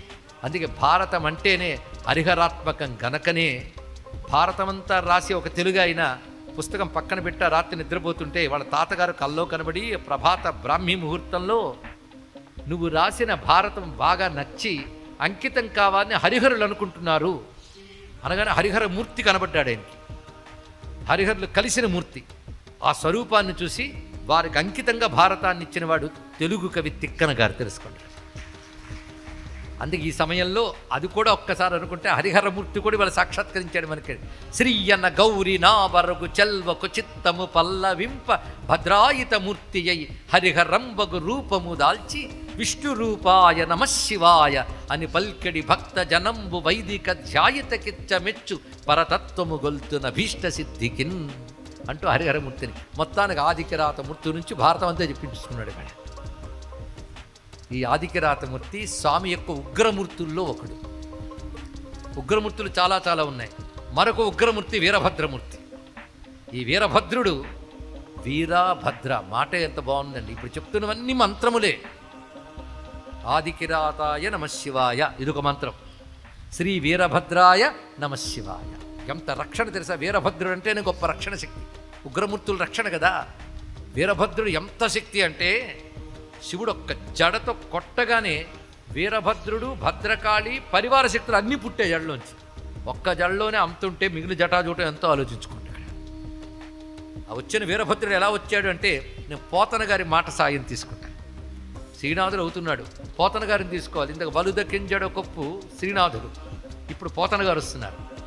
ఆయన వర్ణించాడు ఎలా వస్తున్నాడో వీరభద్రస్వామి అంటే, అభ్రం లిహాదభ్ర విభ్రమభ్ర భ్రమకృన్నీల దీర్ఘ శరీరమర ప్రజ్వల జ్వలన దీప్త జ్వాలికా జాల జాజ్వల్యమాన కేశములు మెరయ చండ దిగ్వేదండ సుండావదుర్దండ సాహస్రధుతి హేతి సంఘమొప్ప వీక్షణత్రయలోక వీక్షణద్యుతిలోక వీక్షణతతి దుర్నిరీక్షమగుచు క్రకచ కఠిన కరాల దంష్ట్రలు వెలుంగ ఘన కపాలాస్తి వనమాలికలును దనర అఖిల లోక భయంకరుడగుచు వీరభద్రుడు దయించే మారట రుద్రుడగుచు వీరభద్రుడు దయించే మారట రుద్రుడగుచు. ఏమైనా పద్యం అర్థమైందా? కానీ వీరభద్రుడు కనబడ్డాడు, అది రచన అంటే. ఇక్కడ మీనింగ్ కంటే ఫీలింగ్ ముఖ్యం, తెలుసుకోండి. ఇక్కడ అలాగా వీరభద్ర స్వరూపం సాక్షాత్కరించిందండి. అభ్రంలిహాదభ్ర విభ్రమభ్రభ్రమ కృణీల దీర్ఘ శరీరమమర. చూసారా, పోతన గారి పద్యాలు ఎవరికి అందరికి అర్థమైపోతే శ్రీనాథుడు అర్థం కాడంటారు, కానీ శ్రీనాథుడు సులభంగా రాశారు పోతన గారి గురించి. గంటే అంటే భావానికి తగ్గట్టు రాస్తాడు ఏ కవైనా. ట్రాన్స్లేషన్ చేస్తే అసహ్యంగా ఉంటుంది, ఫీల్ అవ్వాలండి దానికి. ఆకాశమునంటినంత శరీరముతో ఉన్నాడు గంటే అభ్రంలిహాదభ్ర విభ్రమభ్రభ్రమ అంటే ఆకాశం అంటే ఇంత కనబడతాడు ఆయన ఇక్కడ. అలాంటి దీర్ఘమైనటువంటి జడలతో 3 కనులతో అది శివస్వరూపమే. అందుకే శివుని అష్టోత్తర శతనామాల్లో వీరభద్రుడు ఉన్నాడు ఇక్కడ. వీరభద్ర, భద్రము వీరము 2 కలిసి వీరభద్రుడు. వీరత్వం ఇప్పుడు భద్రత్వం ఇస్తుంది చెప్పలేం. కొందరు వీరత్వం ప్రపంచానికి ప్రమాదం, అవునా లేదా? కానీ పరమేశ్వరుడి వీరత్వం ప్రపంచానికి భద్రం. అందుకే ఎవడు వీరత్వం ప్రపంచానికి భద్రత కలిగిస్తుందో వాడే వీరభద్రుడు. ఈ వీరభద్రుడి ధ్యానం చాలా విశేషమండి. ఎప్పుడైనా ఏమైనా భయంకరమైన సమస్యలు ఉన్నప్పుడు సమస్యలను పరిష్కరించడానికి వీరభద్రుడు చాలా గొప్పది. పైగా మన జాతక దోషాలు, గ్రహ దోషాలు ఏవీ తెలియని పట్టి పీడిస్తున్నప్పుడు వీరభద్రుడిని ఒక్కడిని ధ్యానిస్తే చాలు. ఎందుకంటే వీరభద్రుడిలోంచే మరొక స్వరూపం పుట్టింది వీరభద్రుడి నుంచి. ఈ స్వరూపంతో స్వామి వచ్చి దేవతలను కూడా గడగడలాడించేట మహాప్రతాపమూర్తికి వచ్చాడు. ఆ స్వరూపం పేరు శరభేశ్వరమూర్తి. ఈ శరభము సింహం కంటే పెద్ద జంతువు అంటారు. ఎక్కడ కనబడదంటే పూర్వ కావ్యాల్లో వర్ణించారు, ప్రబంధ కవులు కూడా వర్ణించారు. ఎన్నో డైనాసార్స్ లాంటివెన్నో పోయినట్లు ఆ సంతతి కూడా అంతరించిపోయి ఉంటుంది. కానీ పరమేశ్వరుడు వీరభద్రమూర్తి ఎప్పుడు అంతరించదు. ఎలాగైతే నరసింహమూర్తి ఉన్నాడో అలాగే వీరభద్రమూర్తి. అది విష్ణు స్వరూపం, అయితే శివస్వరూపం. ఈ వీరభద్రమూర్తి అంటే శరభేశ్వరమూర్తి, శరభానికి 8 పాదాలు ఉంటాయట. సింహం లాంటి ముఖం ఉంటుంది, మహా ఉగ్ర జంతువు. ఏ జంతువు దాని ముందు నిలబడలేదు. పైగా 2 రెక్కలతో ఉంటుంది. ఈ స్వరూపం మనం భావన చేస్తే ఆ 2 రెక్కలు కాళీ దుర్గా, కాళీశక్తి దుర్గాశక్తి 2 రెక్కలుగా పెట్టుకుని ఉగ్ర శరభాకృతి వ్యగ్రభావం భజే. ఆయన రూపం మన వీరభద్రుడి నుంచి వచ్చినటువంటి శరభేశ్వర రూపం అండి. శరభేశ్వర కవచమని, శరభేశ్వర మంత్రమని, శరభ ఉపాసనలని ఉన్నాయి. పైగా శరభ అనే మాటకు కూడాను ప్రాణములను ప్రకాశింపజేయువాడని అర్థం ఉంది ఇక్కడ.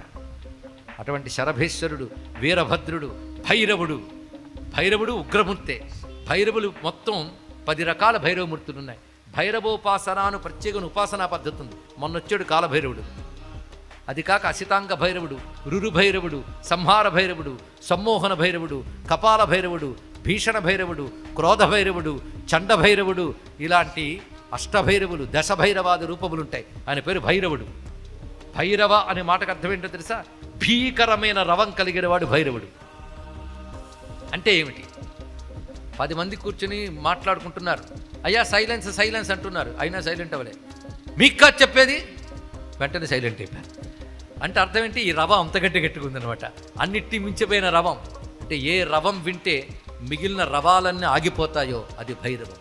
ఆ రవం ప్రణవం, అది ఓంకారం, అదే భైరవ స్వరూపం. ఇది రహస్యం అండి ఇక్కడ. భైరవ అంటే అదేదో భయంకరం అనుకుంటాం, భయంకరమే. దేనికి? భయాల్ని భయపెట్టే భయం, అది అభయం. అది ఇక్కడ. కానీ స్వామి ఉగ్రమూర్తులు ఎన్నొచ్చాయి ఇప్పుడు. వీరభద్రుడు, శరభేశ్వరుడు, కిరాతమూర్తి, భైరవమూర్తి. భైరవమూర్తులు. ఒక్కొక్క భైరవుడు గురించి చెప్పాలంటే మరికొన్ని రోజులు కావాలి ప్రవచనం మనకి ఇక్కడ. ఒక్క భైరవుని తరచుకుంటే చాలు, ఇంటికి మించి. అట్టహాస భిన్న పద్మజాండ కోస సంతతిం దృష్టిపాత నష్ట పాప జాల ముగ్ర శాసనం అష్టసిద్ధిదాయికం కపాలమాలికాధరం కాశికాపురాధినాథ కలభైరవం భజే. అట్టహాస భిన్న పద్మజాండ కోస సంతతిం. ప్రళయకాలం వచ్చినప్పుడు విజృంభించేవాడు ఈయన. కాల భైరవుడు కదా, ఎప్పుడు ఆ కాలం ఆయనకు తెలుసు. ఆ విజృంభించగానే అట్టహాసం చేస్తే బ్రహ్మాండాలు అదిరిపోతాయి. ఇక్కడ ఎందరు బ్రహ్మలు వెళ్ళిపోయారో, ఒక్కొక్క ప్రళయంలో బ్రహ్మకి 100 కల్పాలేదో ఆయన జీవితం అయిపోయింది. అప్పుడు ఆ బ్రహ్మ కపాలం పెట్టుకుంటాడు. ఇప్పటికి అందరు బ్రహ్మలు అయ్యారు. ఎందరు బ్రహ్మలు అయ్యారయ్యా శివ అంటే, నాకు తెలియదు నువ్వే లెక్కెట్టుకో అని మీకు ఆ స్కల్ మాల ఇచ్చేస్తాడు, పుర్రెల మాల. దానికి కొలికి పూస ఉండదు. కొలికి పూస లేకపోతే వాళ్ళు అక్కడితోనే ఉంటాయి ఇక్కడ. అంటే అందరూ బ్రహ్మలు వెళ్ళారో తెలియదు, ప్రతి బ్రహ్మ తలకే తన కింద పెట్టుకున్నాడు ఇక్కడ. అది అలాంటి రుండమాల అటు ఇటు తిరుగుతూ ఉంటే కపాలమాలికాధరం అలాగా భీషణమైన తాండవం చేస్తుంటాడు. అలాంటి భైరవ స్వామికి నమస్కారము. భక్తుల పాలిటి అపారమైన కారుణ్యమూర్తి. అందుకే ఆయన స్వరూపము అతి భీషణమైన, అదేవిధంగా భక్తులకి అభీతి ప్రదాయకుడు కూడా ఆయన.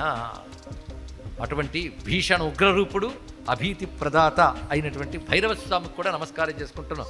ఎన్ని మూర్తులుగా సాక్షాత్కరిస్తున్నాడండి అనంతపురం కోసం. అటువంటి భైరవ స్వరూపం ఉగ్రమూర్తి అవుతుంది. మరి భోగమూర్తుల వైపు వద్దాం. ఇప్పుడు ఉగ్రమూర్తులు బాగున్నారు, భోగమూర్తుల వైపు కూడా మనం వెళ్ళాలంటే భోగమూర్తుల్లో ప్రశాంతమైనటువంటి మూర్తులు ఉన్నారు. వాళ్ళే పార్వతీ పరమేశ్వరుడు కలిసిన ఫ్యామిలీ ఫోటో. అదే కనబడుతుంది మనకి. పరివారమూర్తి అంటారు ఇక్కడ. అసలు ఫ్యామిలీలో ఉన్న దేవుడు ఆయన ఒక్కడే, అవునా లేదండి? ఇంకెక్కడ మీరు తలంచుకున్న ఫ్యామిలీ అంతటి తలుచుకోలేరు. ఇక్కడ ఫ్యామిలీ బాగుంది. ఎంత అందమైన ఫ్యామిలీవో. ఆవిడ త్రిపుర సుందరి, ఈయన త్రిపుర సుందరుడు. శివుడు అంటే మనం అనుకుంటాం ఇది భస్వం పూసుకుంటాడు, కపాలమాల వేసుకుంటాడు, అదొక టైపు. కానీ పట్టువలువు కట్టుకుని సింగారించుకుని చక్కని కిరీటం పెట్టుకుని స్వర్ణ సింహాసనం మీద కైలాసంలో కల్పవృక్షం నీడ కూర్చున్న శివుణ్ణి కూడా పురాణాలు వర్ణించాయి.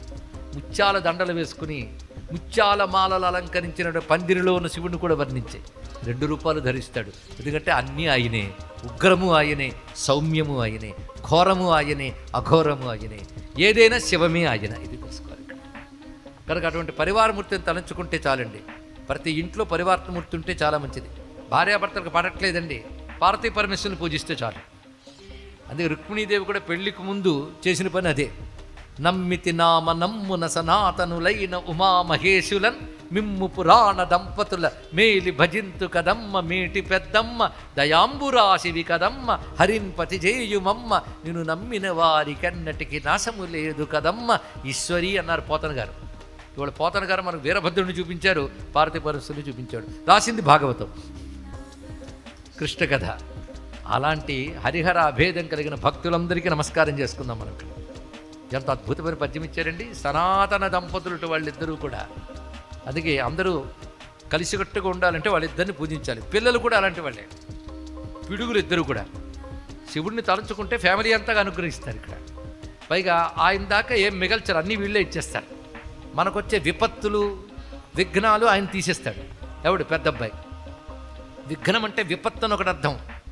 ఎన్ని విఘ్నాలు, 1 కాదు 2 కాదు, ఏవైనా తీసేస్తాడు ఆయన. విఘ్నాలు తీసేటంటే సిద్ధి వచ్చినట్లే. అందుకే సిద్ధి గణపతి ఆయన ఇక్కడ. ఆ పెద్దవాడు ఒక్కడు చాలు మనకి. ఆయన రెండోవాడు ఉన్నాడు.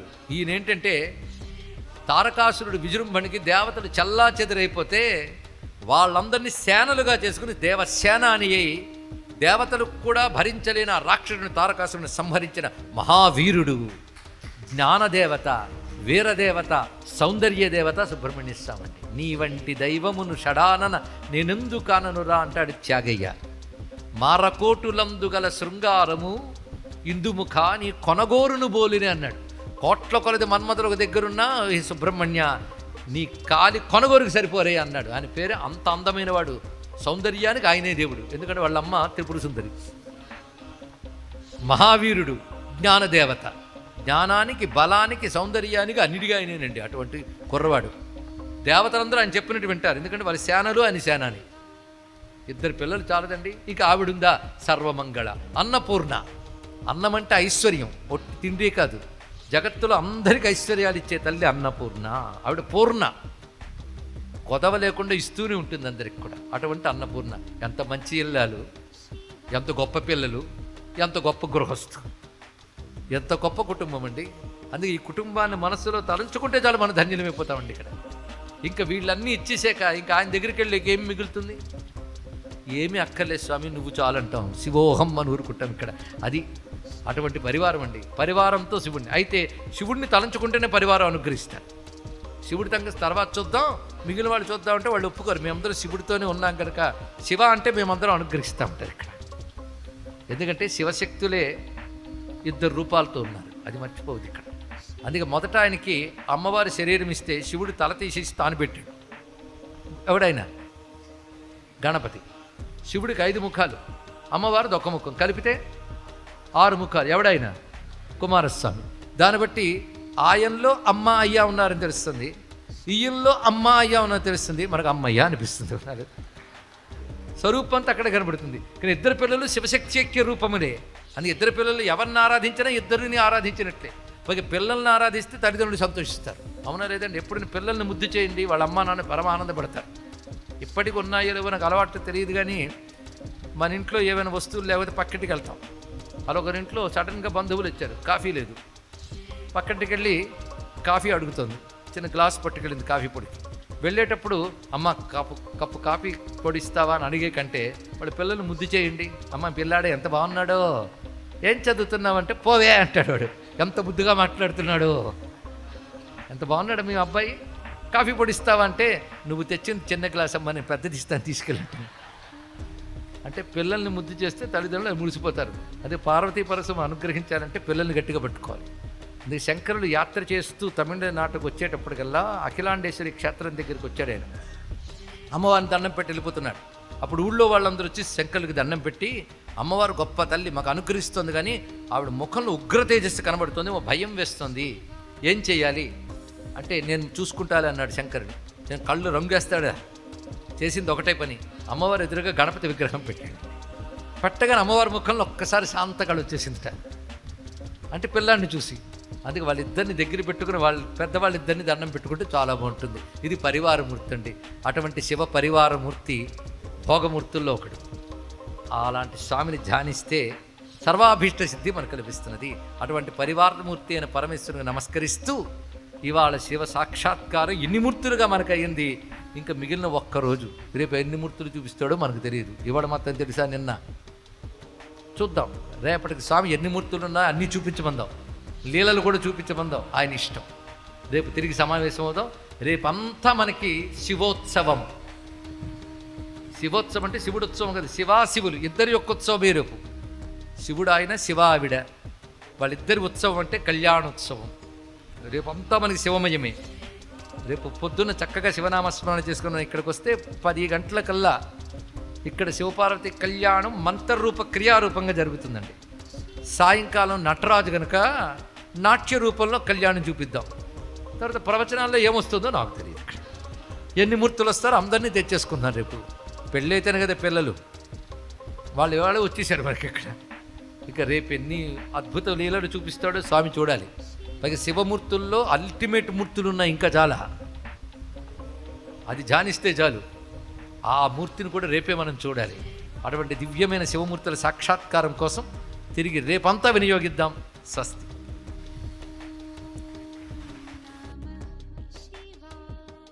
శ్రీయకాంతాయ కళ్యాణనిధేనధేర్థినాం శ్రీవేంకట నివాసాయ శ్రీనివాసాయ మంగళం. ఉమాకాంతాయ కాంతాయ కామితార్థప్రదాయిని శ్రీగిరీశాయ దేవాయ మల్లినాథాయ మంగళం. కాశీక్షేత్ర నివాసాయ కామితార్థప్రదాయిని విశాలాక్షి సమేతాయ విశ్వనాథాయ మంగళం. విశ్వనాథాయ మంగళం. శ్రీమద్రమారమణ గోవిందో హరి గోవింద. నమః పార్వతీపతయే. హర హర మహాదేవ.